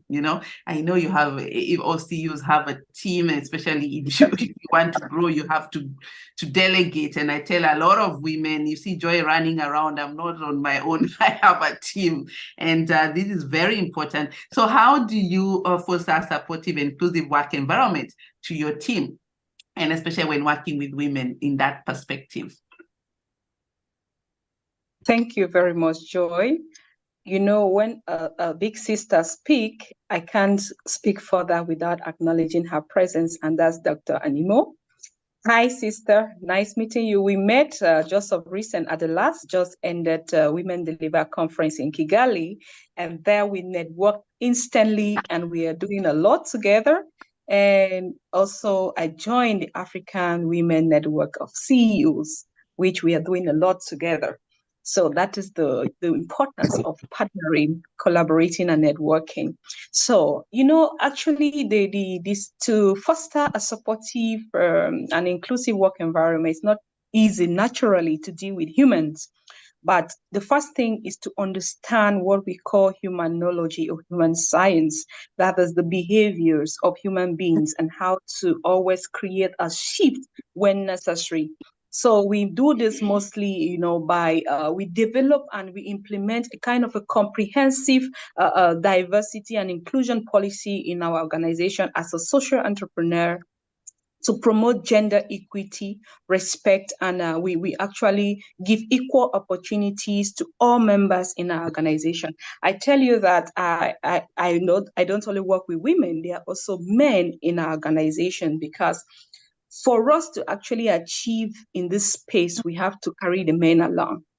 When we put them at the forefront as the champions to foster this space of, gender equality and the equity we want, and the emancipation or empowerment of women, we have to bring these men on board to make things easier for us, because some of the women are married, some of the women are being looked like rivals to the men. So we have to make the men understand that we all have a voice and we have to work together.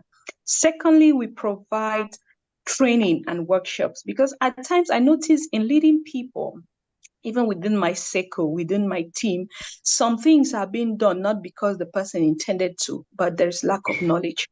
So we actually provide those trainings and workshops, how to interact even with our partners, maintain our partnership with other people. And if I'm sending a team member on a delegation or to represent our organization, then he or she should know how to do it, how to approach and bring us feedback, because we would not like to have a feedback from our partners that we had a very, unskilled worker or representative that came on behalf of Voice of Cameroonian Women International Organization. So I really spend a lot of energy in that to foster a supportive and inclusive work environment.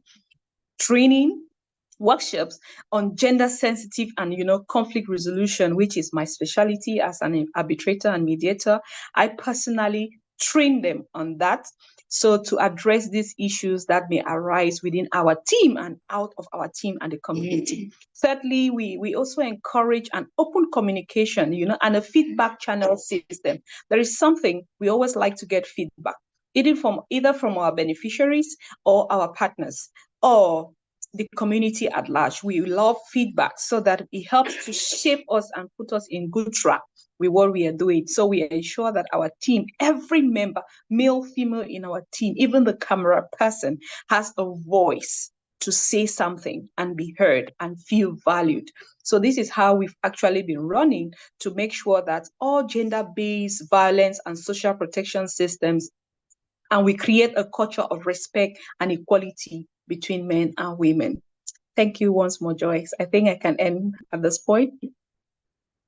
Yes. And I wanted to combine it because now we are having very close to time, and I'll let Abigail to do also the combination, because each has almost 2 questions each waiting.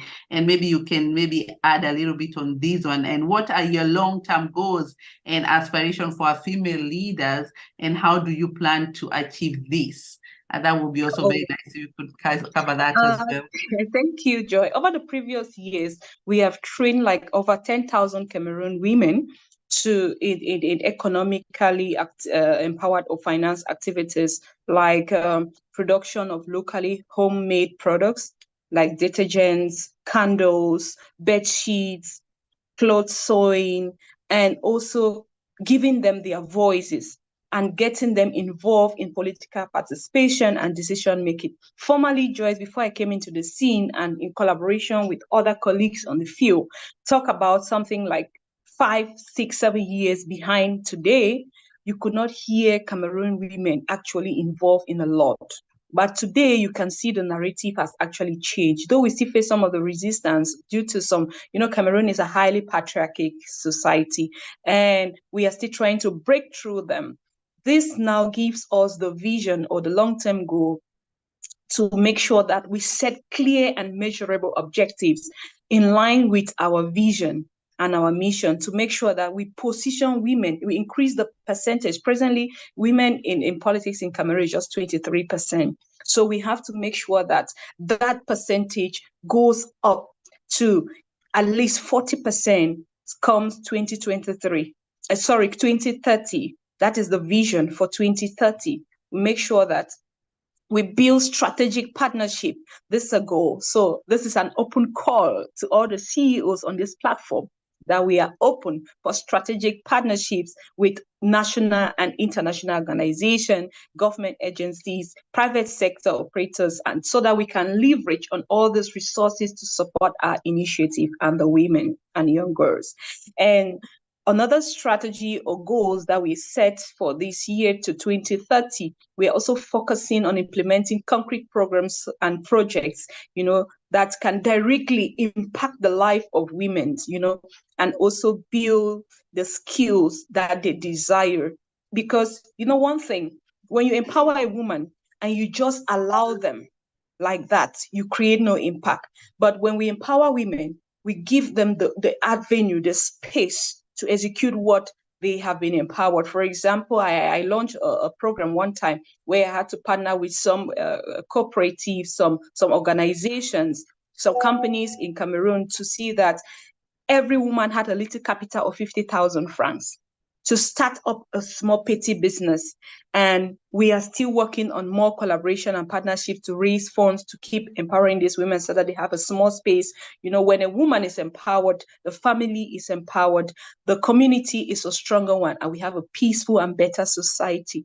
And lastly, we also intend to maintain a strong commitment to our vision and our mission by drawing motivation from positive impact, learning from other CEOs like those on this platform, learning their stories and success story, even learning from the challenges, how they overcome these challenges to create lives of women and on a broader community scale. Thank you very much, Joy. Thank you, thank you. We are all giving you enough time, but we will start our hurry up a little bit to make sure that we get to the questions. They're all coming up there. So I'll hand over to Abigail for the next questions, and then we will be going to the questions after that, shortly after going through all the questions, of course. Back to you, Abigail.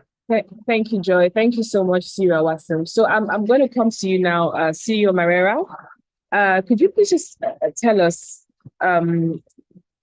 how do you balance the demands of your leadership role with your personal life well-being? CEO Judith Marera. Thank you, Abigail.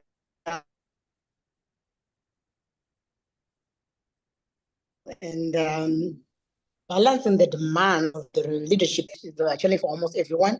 And being an African woman, it makes it more difficult than it is because of the expectations that we have and the gender stereotypes and the gender roles that we naturally have.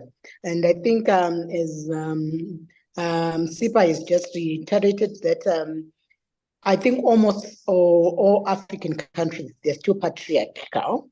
And being in a patriarchal societies, there are some things that are expected for women to do.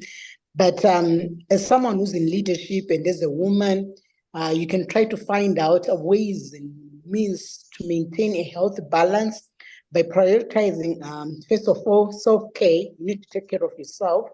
You also need to set boundaries in terms of what you can do and what you cannot do, as well as seeking support from different people surrounding you in different networks. But it is also very important for us as women to acknowledge the challenges that we face. We need to understand that before becoming a leader, we are women, and there are certain expectations that the society expects from women. And by acknowledging those challenges, you know how to maneuver around those challenges and how best you can normalize the experiences, ensure that you understand the difficulties that you have.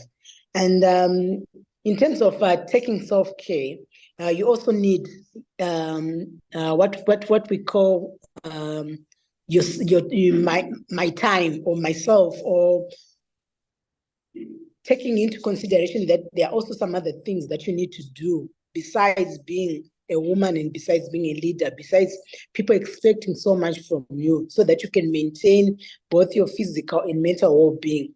You need to have time to exercise, have some time out, enjoy with family, do some meditation, or probably spend some time to go out on vacations just to relax.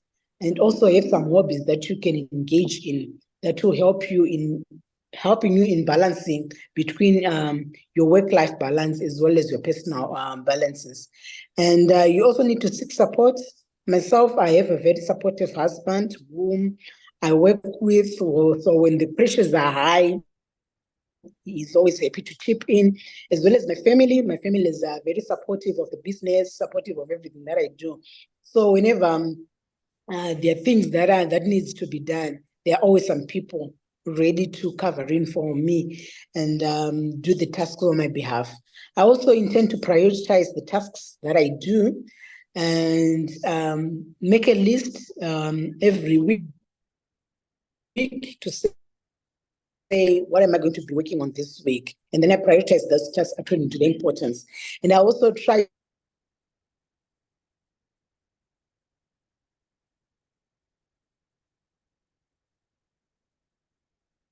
awesome person, and I think it's just her network. It's awesome that what's standing out to me is that I'm happy to hear that a lot of our esteemed panelists who are have really broken glass ceilings in the various fields are also being supported by their husbands. And that's amazing to know that you also need to carry the men along. So I'm waiting for CEO Marera to come back.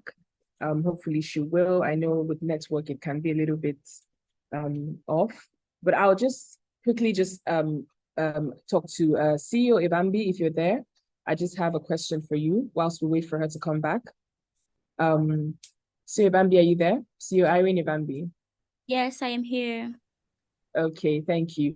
So just could you just tell us and you give us an example of a time when you initiated a significant change or transformation in your organization or industry, and what were the outcomes of that change?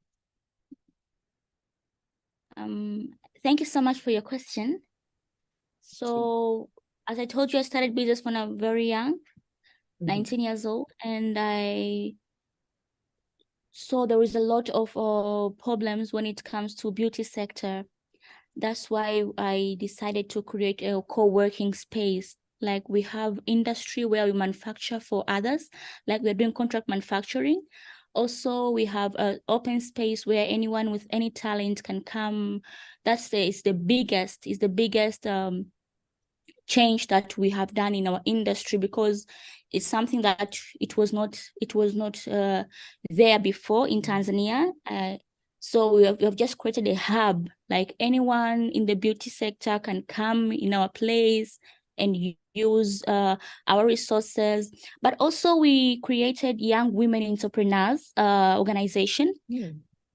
This is an organization which is targeting young women entrepreneurs from 18 years old to 35 years old. And we have been awarded more than 200 people so far.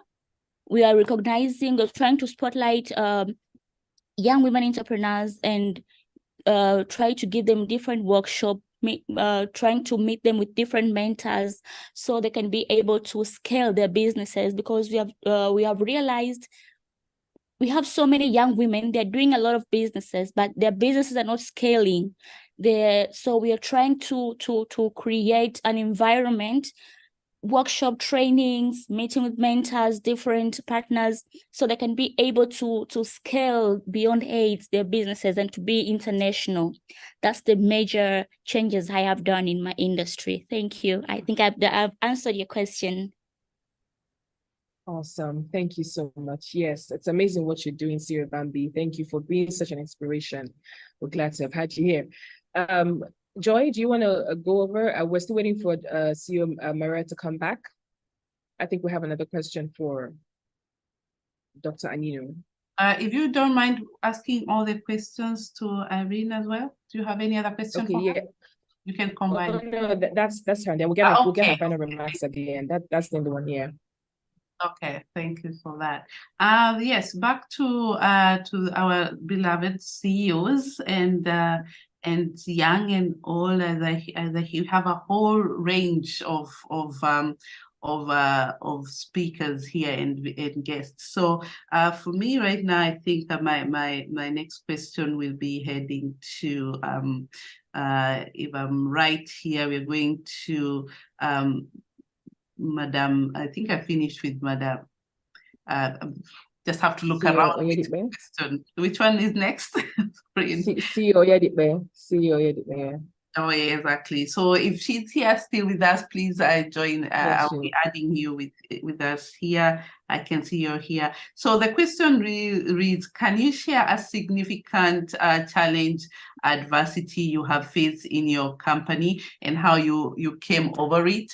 We did as well something similar to the other, but I also want to hear also on your perspectives, how you deal with it, because we all have similar, but almost like situations. So please, the stage is yours, share with us.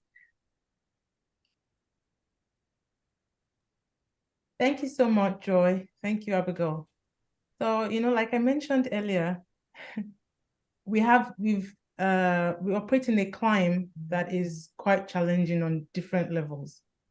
And as a manufacturer, even within Nigeria, we're not devoid of challenges, day-to-day operations, and even the fact that, you know, there are a lot of things that we have to navigate and that just come at us, you know, from time to time. But I think I will still highlight the fact that our biggest challenge and how we were able to overcome it was changing and working intentionally on transforming the minds of people.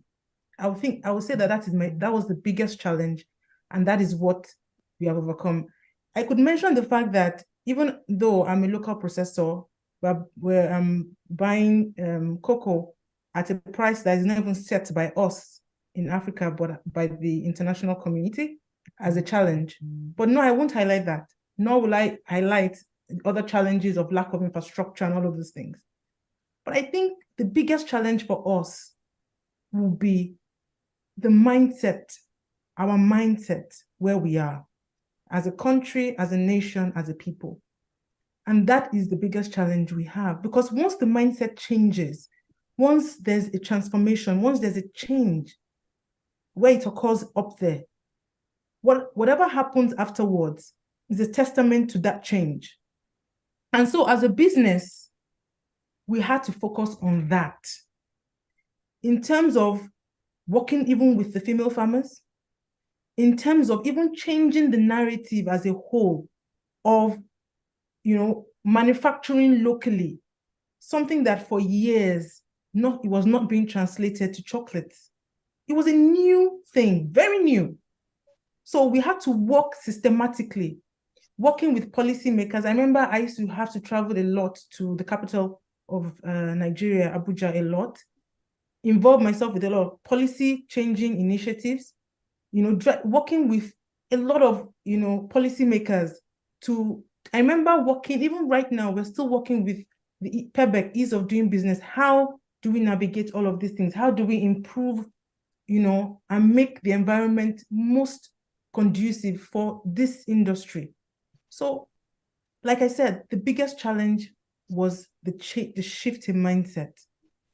The shift in mindset for policymakers, the government, the people, our clients, you know, everybody we work with, the farmers. So that was it. And we systematically, you know, worked with them, created awareness. We were at every exhibition, in media, it was back to back, back to back, back to back. And we're glad that we are seeing some changes. Oh yes, we're so glad. Because now, if you go on Google and just type Nigerian chocolates, you'll see, you know, a list of companies. So it has gone even beyond us. So that is our biggest challenge, and that was our biggest victory as a company, changing the mindset, shifting that mindset for us as a people. Thank you. Wow, that's very important. Mindset is what drags us, most of us African, backward. You can achieve anything you want so long as you set in your mind, whether a woman or a man. And we should destigmatize, as you say there, we should really work on our mindset is the number one. Before if you start business world, because you'll be put on spot. You have to change your mindset very quick. Thank you for that. So we are going to wind up now with the last word from all of us. So you can all come in again with your cameras on. I would love to jump into the last one as we go for the questions and answer. Our listener, be very patient. We are over 70 here listening on YouTube as well, and still more joining as we speak. This is very, very the place to be right now, and we'll be engaging with you. The conversation you've been keeping us very busy on chat, not to miss out on some of your comments and everything. We are observing that as well. And thank you so much. I can see all of us are now joining us here. Please join, and then we finish. So I'll just go straight on to start with Dr. Amino. Emuwa, if you're there, if you can put your video on, then I can put you in so that you can give us your parting word. I'll give you the first part as well, and get us the energies that we need, because we are being challenged on the chat. We don't have senior people here. But I am saying we do have senior people here, and we are very it's not about seniority, it's about the expertise and how long, the resilience you have been keeping. And I'm sure we will be doing that. And I'm happy to hear that we can even have more of us on board, and we are not shying away from anyone. So I'm going to go straight. I don't think she's here yet. Okay, but oh yeah, there you are. Great, fantastic. You've joined us. So give us a parting shot and energy as we go for the questions, because we wanted to do it after the question, but let's just do it now, just in case the questions are too many, and some of you, I can see you're struggling with the internet, and then we go to Judith, who is also struggling with the internet as well, as we move on to the next speaker. The stage is yours. Well, for me, the parting shot or the final shot is this, that this is a conversation of inspiration, right? That is to energize women into achieving what they're able to achieve, their full potential. And you've heard from some, absolutely amazing women who are speaking here today.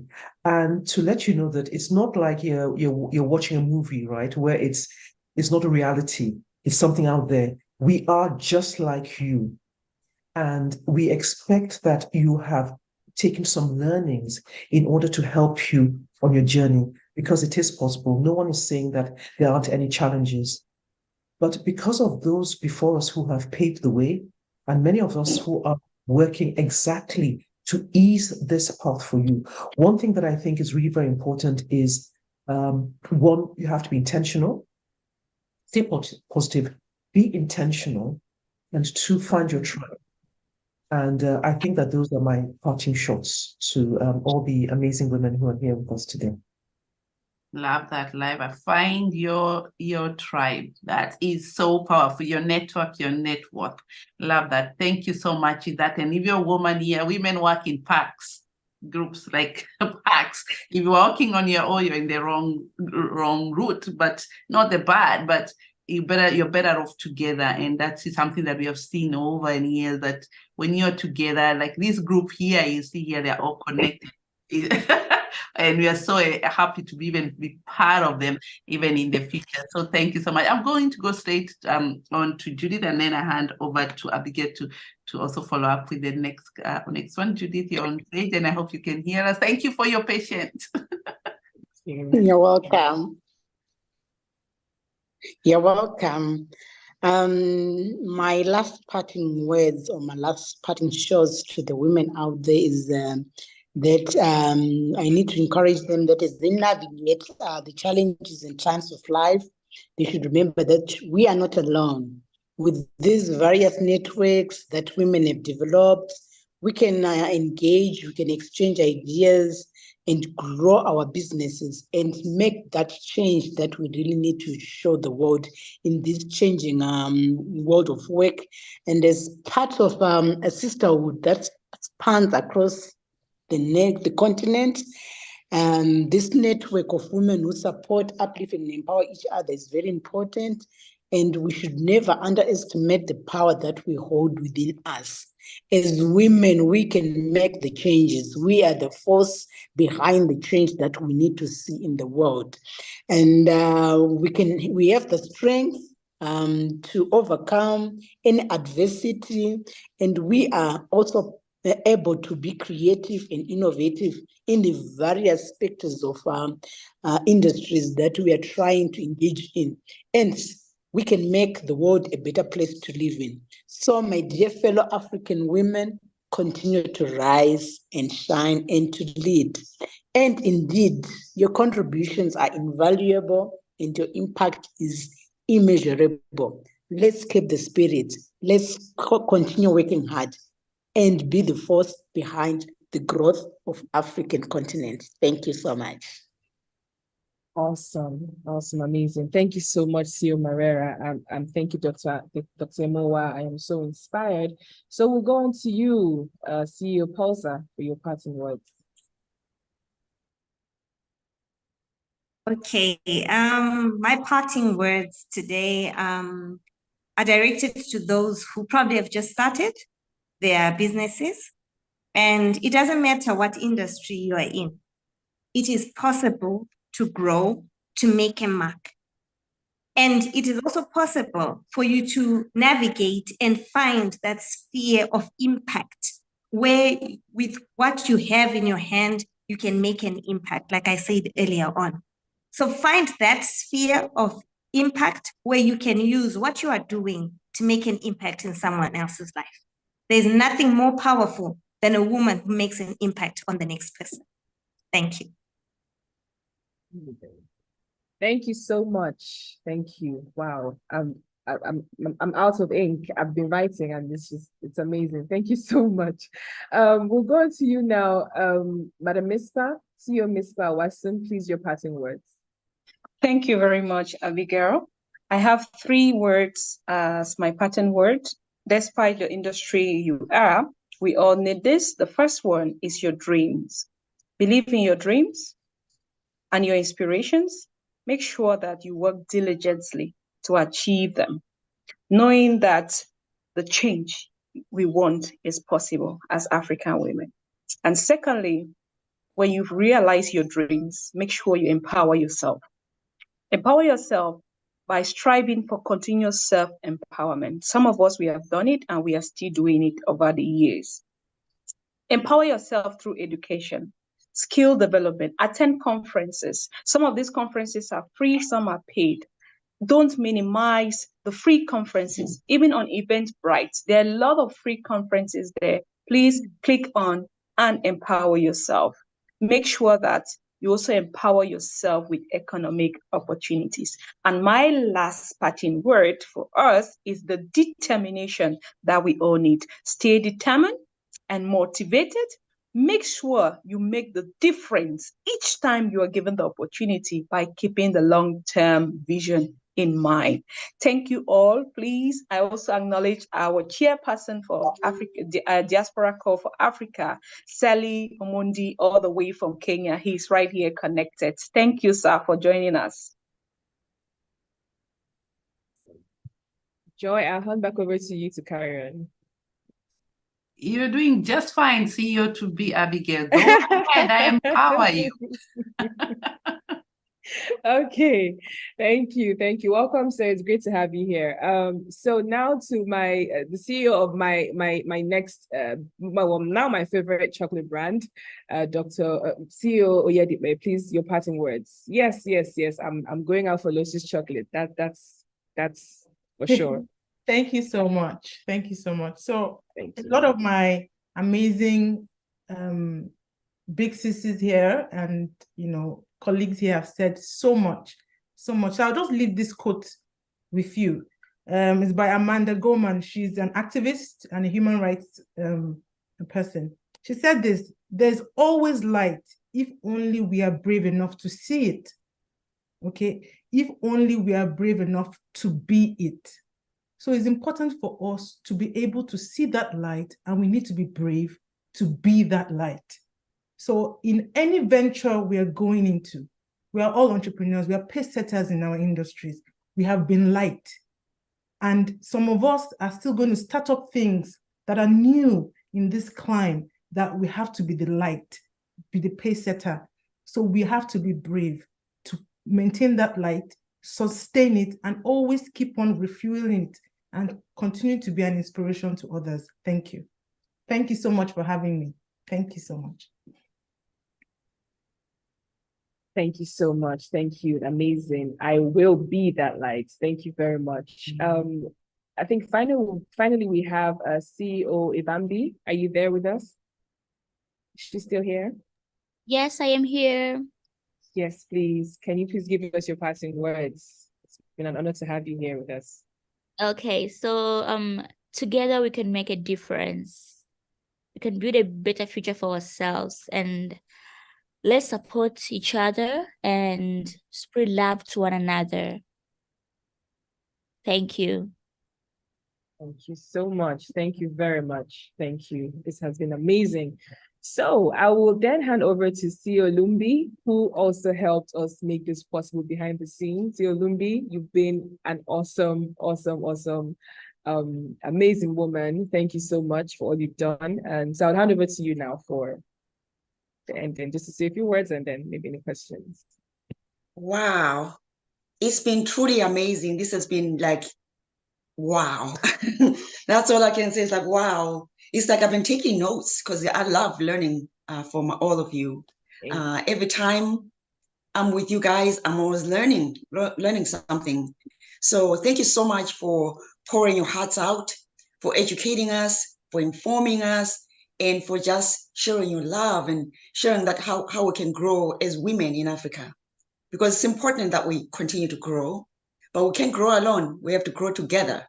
So I'm so grateful that you guys joined today and that everybody is here supporting you guys and listening to you and taking notes, just like I am.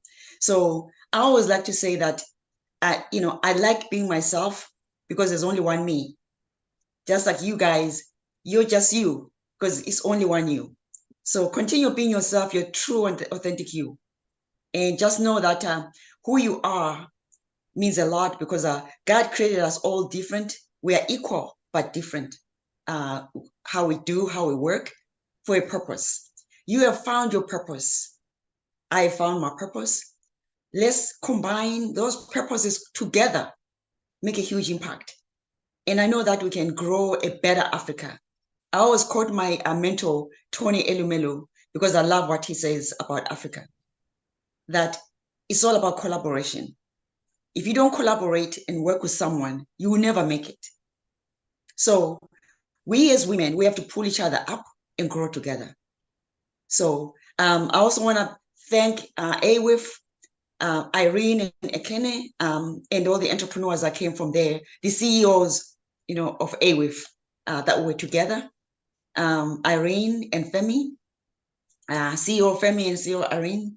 Thank you so much for joining. You guys are a powerhouse. That's why I chose you, because I know you're a powerhouse. And I look forward to working with all of you.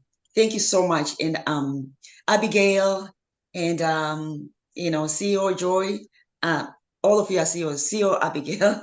Thank you so much for moderating. And this has been awesome. And thank you for letting me in, for welcoming me in. I look forward to hosting the next session and getting more women involved here. So on this platform. Thank you so much.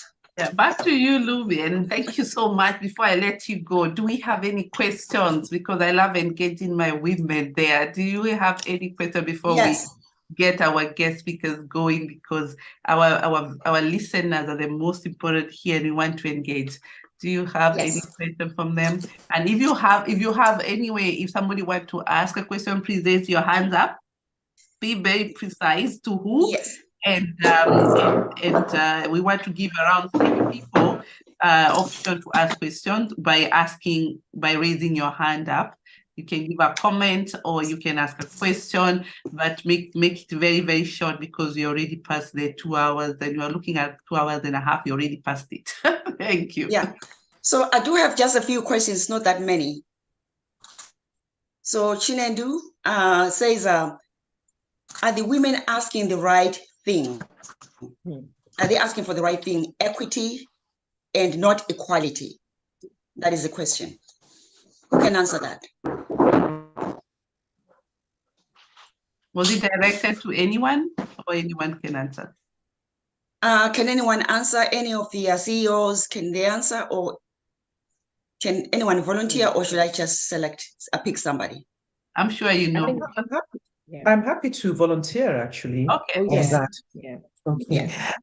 The thing is, when you hear the words equality, very often is looked at equality of outcomes and is looked at as equal numbers, right? So if you say equality in leadership, 50-50, but equality is not that. Equality is actually to have the same, right? Is to have the same laws and the rights assigned to women. That's what equality, if we use the terms that the UN uses in terms of equality. So that is what equality is about.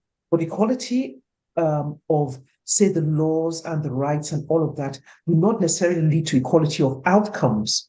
Mm-hmm. So equity has also a justice piece, right? It is how are you, so if, for example, you have 2 people who don't have who didn't have the same opportunity, right? And if you say now you have the same opportunity, but if you hadn't had that education, right? For example, or that training, then you can't say that, there's equality. So equity is going past the numbers thing and is actually empowering, right, women to be able to achieve certain things. So yes, so I would use equality more in terms of shall I say, maybe in the activism space, right? I would use that more, but in the workplace, I would look at it more as equity. I hope that's helpful. That's a very good answer. Yeah. Thank you so much. I hope that's helpful. If not, please let us know. But there's another question as well from the same person, Chinendu. She's asking, how do we overcome the initial challenge of a startup with capital? Can I give this one to CEO Femi? How can they overcome the initial, the initial challenge with the startup, of their startups with capital? Thank you, Lumbie. Funding. Yes. Funding. It's a very big, it's always the elephant in the room when we're speaking with small businesses, and I remember starting up. I didn't have all the money in the world, but I'll share my story in order to inspire and also answer that question if I'm allowed to. When I started in 2016 and the idea was birthed in 2016, I didn't have much money and I was not going to approach anyone for a loan, at that time. So I started with what I had. I remember I cleared out the guest room in my house. So I had a guest room in my house. I cleared it out and then I bought the smallest of the smallest machine that could grind chocolate. And then I started. I remember I got my first bag in my first year, about 62 kg, and I processed just that one bag for 6 months. That's to tell you the level of machinery and equipment I had. Everything was done by hand, but I started. I started because I had the passion and I saw where I was going. So the answer to that is start from where you are. Start from where you are. You don't have the funding, just start first. Because this is the proof. It says when you eat the pudding, I've forgotten that quote. The taste of the pudding is in the actual pudding. You have to eat it to taste it. So you need to start from where you are. Okay. And then 2, right now, the world has really changed. There are a lot of grants for women. So many. But you need to be aware. So you need to source information. You can't be in a bubble. You can't hide yourself. You need to be courageous. So first off, start from where you are. No matter how small, you can start. I hear a lot of, I speak with a lot of entrepreneurs. They say, oh, I can't start. I don't have. No, you can start from where you are. And then 2, there's information everywhere. Access to information is easier now than 4 years ago. There are a lot of grants out there to support women. So I think those 2 points are really helpful for any startup business. Thank you. Thank you so much, CEO Femi. That's really great. Start from where you are and seek information out there. There's so much information. So that's great. And people also want to know, Femi, where they can get your chocolates. In Nigeria, we're across Ebano. Okay, we're in Rene. We're at the International Duty Free. And then you can go to our website as well. You'll find us there.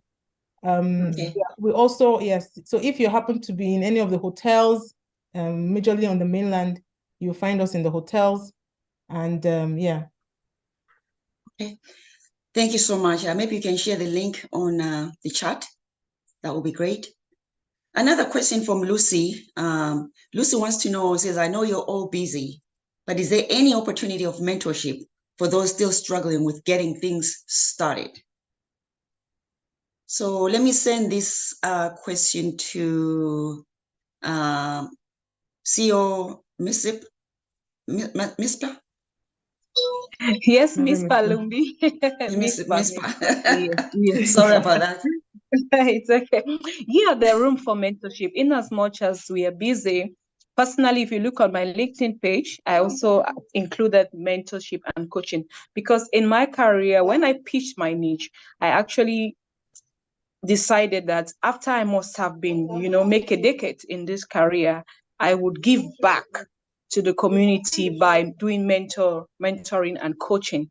So it is very much available. And I think that even of somebody up to Dr. Anino, that is also busy, she would definitely create time for that mentorship. It just depends. At times, mentees don't know how to approach mentors. I have met mentors around the world, even like Her Excellency Johnson said it. It just depends as how you, a mentee, approach the mentor. Mentees have to be collaborative. Mentees have to keep to the program of mentorship provided to them by their mentors. Mentees also have to make sure that they meet the task, the assignment, do the work as provided or as prescribed by your mentor, such that tomorrow you can proudly say, this is my mentor. It is not just about getting a mentor, but actually knowing how to use the services of your mentor, and also respect the timing, the privacy of your mentor. Know that your mentor also deserves some privacy and has time for his or herself. So I think with these tips, it can also guide you. I'm also ready and open for mentorship, but take it easy on us. Thank you, Lumbie. Thank you. That's all the questions I have. One of the things that is being asked a lot is the WhatsApp chat. The WhatsApp number, the link, and I think we've shared that in the chat. If anyone wants to connect with this group, this platform. So that's all the questions that were in the chat. Yeah, in regard to the Africa women in Africa's women, they say I have women everywhere. All my organizations almost called Africa Women in Europe. But we have the WhatsApp group we've shared in the link, and I see Abigail has just shared it again. It's a group where we have network. We keep you updated what is coming up. But if you have already registered through Luma, you always get, if you register through Luma, I know some of you registered through Zoom, but if you register through Luma, you'll always be getting updates of whatever is happening with Africa Women Day, even during the day itself. So you'll not miss out. But the WhatsApp group is also for you to also keep up with the information that we have. We have over, I think, 1,000 on Luma, where we follow up with you on a regular basis and ever growing. So we are very excited about that. So thank you for that. And yeah, so I think I'm the one in the queue, right, Abigail? Or let me hand over to you. Yes, you are. Yes. Yeah, you are. Yes, you are. And my parting word and vote of thanks. Thank you so much, so much. I am just learning, and I'll be following up with each one of you, because I know what I want from all of you, and I hope the listeners also know what they want from all of you, because it's about what are you looking for, asking the right questions, as you had.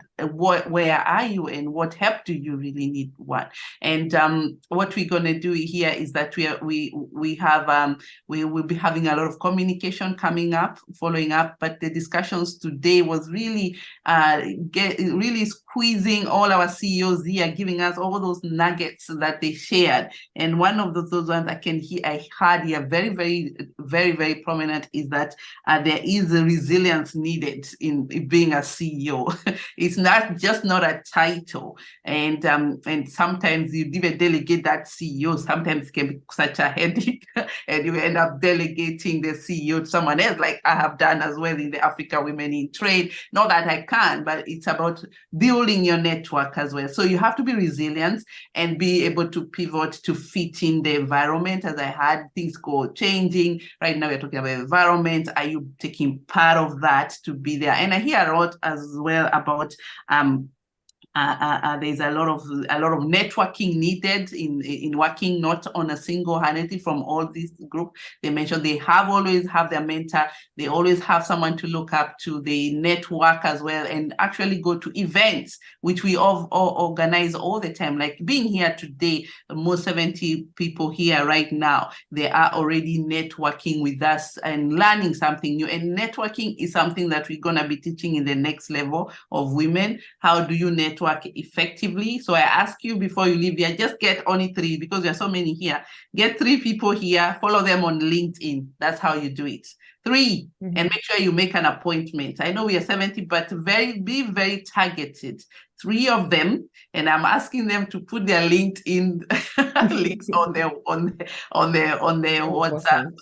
not on the WhatsApp, on the chat, and so that you choose 3. And I would want to say 2, but since we are many, we can share each other here, and I'm sure they're very busy. Even if it will be only one at the end, we will respond or we'll keep up with you. You have to be very targeted when you're doing networking, and this is something I want to share with you, how I do my networking, because that's how I thrived as well, picking up as many as possible throughout every virtual event. If you ever see me in a virtual event, I'm following you on LinkedIn and then following up with meetings.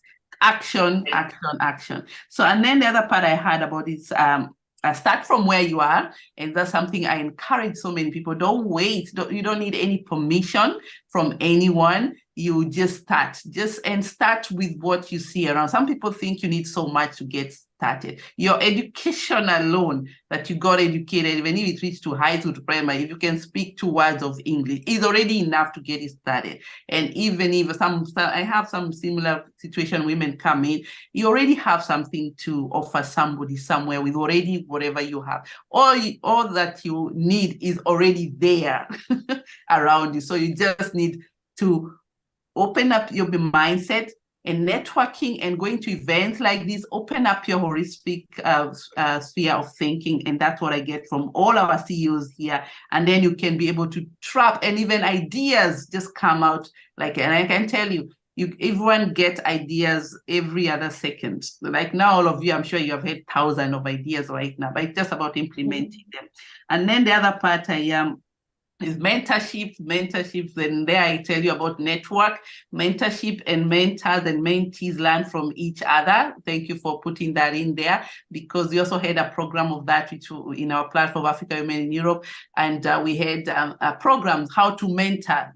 Some of us Africans are like, do this, do that, and and we were told how to really mentor, and also how the mentees are also supposed to work with it. Not like you're going to be spoon feeding. There's no spoon feeding. It's really putting the spoon there, and you have to open the mouth and eat it yourself. So you have to do the work yourself.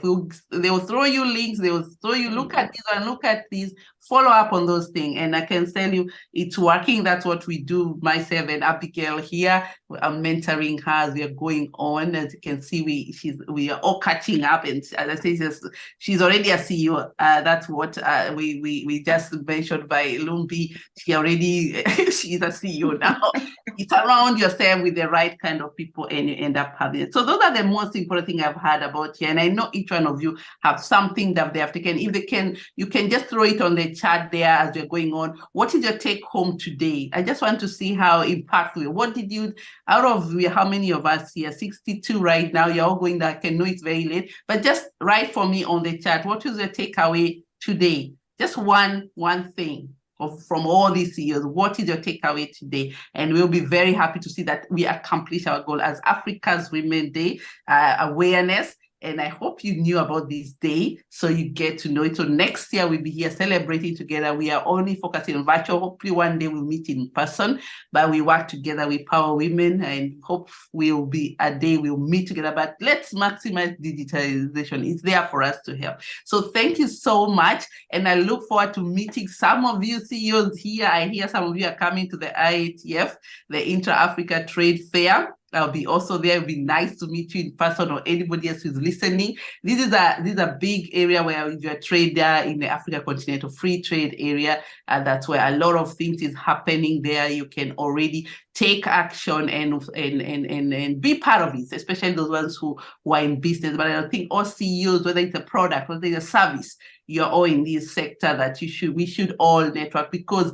70% of us are in this industry of trade. So thank you so much for that. Another part I've been reminded here by Abigail is that, and she's also coming back to give her parting word, which is part of the training. So as you mentioned, of anything else I have forgotten. So welcome, Abigail. Yeah, thank you so much. So this has been so wonderful for me. I'm so grateful for all our CEOs being able to make our time to be here with us. Thank you. Even within the very short time, It's really an honor. Thank you so much. So we just wanted to also talk about the next quarter. So, you know, Africa's Women's Day is every 31st of July. We exist to raise awareness of this day and also to get more women to participate in the celebration. So we're going to have another quarterly panels discussion in March next year, all things being equal by God's grace. So I just wanted to mention that so that we know that we also have something else in line before the next celebration. And we're also hoping that we can also get also some members of Powell, the founding organization, to also talk to us again about how this day came to be. So I'll just say thank you so much. It's been such an insightful panel, and I'm looking forward to connect as well, and you know, just keep growing. Thank you. Joy. Thank you so much, and thank you for your time, Abigail. You have been doing so much follow-up with all these meetings. She put this together in a very short time, and I'm happy that she managed to get all together in this discussion. And Lumbie, your partner, I know you said your partner very early, but maybe have something that you want to add on and what will be coming also in the next webinars. Yeah, so the next webinar is going to be in March. We don't have a date yet, do we? Something similar to this one. I already have one lady today that I signed on, and a CEO that I totally forgot about, but it's a big CEO that is going to be coming on in July. So we need more CEOs, another 5 CEOs for the next one. So if you know a CEO that you'd like to refer to us, please let me know, or let Joy or Abigail know. We'll be very happy to work with them. That's all I have. Thank you so much. And I'm going to just go through the chat because everybody's saying, I think it's good to hear it loud and clear what the reason. And we had a very prominent guest here who also left a message. I'm still trying to get. Thank you very much, Mary Navicha, Member of Parliament, Malawi National Assembly. I'm also an entrepreneur. Thank you for being here with us. And former Minister of Gender, Children, Disability and Social Welfare. Thank you for being with us here. We appreciate your presence and being a power woman also in the area of entrepreneurship. I also say hello here, Marie from Madagascar. Welcome and thank you for being here. And also, if I've not seen anybody else there, we can also check on Abigail. You can follow up with me as well after this. Otherwise, I can see here takeaways. Takeaways have been given out, and I'm going to start reading them as soon as I get to the takeaways. There's a lot of messages here. Thank you, everyone. I saw one saying mindset, believing in ourselves from Nansumbuga. If I say that correctly, Vadin, sorry, apologize. Mindset changes for Mispa. I think that's your team that have been here following us. And then thank you so much for opportunity for learning from all of you. This comes from Squina. I hope I said correctly. In Africa, we have beautiful names, but sometimes they are very difficult, but I apologize in advance. And takeaway also is start from where and what you have. And so I'm ready to start from tomorrow. Wow, go for it. Thank you so much. Blessing. This is from Jemima, and you go for it, and you give us a testimony as well, how it went. And if you need mentorship, I told you, check all these names. Their own names are written the way they are on LinkedIn. You don't even need their link. Google them and then you'll find them. They're very prominent ladies. And they be your true, authentic self. Margaret, there said that. Thank you. And then I said, Asante, Helima, thank you as well. Well done to all the organizers. I'm very Joy from Nigeria, CEO of Blossom International, and she also left a number there. My takeaway is we need to create structure to have our initiative working. We also need mentor collaboration experience, sharing. I would like to continue in this group, be a member as I am working for environment, for environment education, focus on, and then she's also into the gender, quite a lot of information. Thank you so much for being here there, and I would like to share my experience for the next discussion. Reach out to us. Abigail, share our email so that we can follow up with that. And as Rwanda women, I'm proud as well. Thank you so much, women from Rwanda. And yes, there's quite a lot of information. Good to go. Kudos. We like to recognize all of you because it's our day and it's about us and our stories. So I want to thank you. I think my takeaway, the last one from Doris, is start from where you are, and that's the way to go. And your action is that now we're giving you the action plan on your side. We've done our part and we've part. So thank you so much. We also have our links there. We also have a donation link. If you like what you're doing, we are also an organization that's just starting, looking for supports as well, supporters. And I hear there's quite a lot of people who can lead us to that as well as CEOs, the right direction to make sure that this movement continue and have a resilience as well as we are moving forward. So thank you so much, everyone who joined us today. I want to thank you again for your time. And we'll be having a follow-up meeting, as you heard, it will be in March. And very hopefully we'll get our Madam Grace Kubayo, who is the power. She has a long story to tell us about what is power and what they have been doing for 61 years now. They are very resilient women, and she has a lot of history to share with you, their journeys as over 60s, as we were told, one of the guests there. And please reach out to us as well. I've shared with you with the email, the one who's talking about the senior CEOs. We are happy to have them here anytime. Please reach out to us via the email. So thank you so much. And I'm hoping I can finish this by showing you the past CEOs for the one as we end the session right today, and to give you an idea how it went. And also don't forget, you can see the whole video all the way from 2021 until now. All we have done, we have a YouTube channel. You can watch all those discussions with very, very, very prominent guests, and you would really want to know and learn from them and the stories they shared as well. So I want to leave that there, and hope to continue this conversation with all the CEOs here. We're hoping to have a group with all of you to see how we can all work together, and Lumbie will be following up with us also in the near future. Thank you so much. Yes.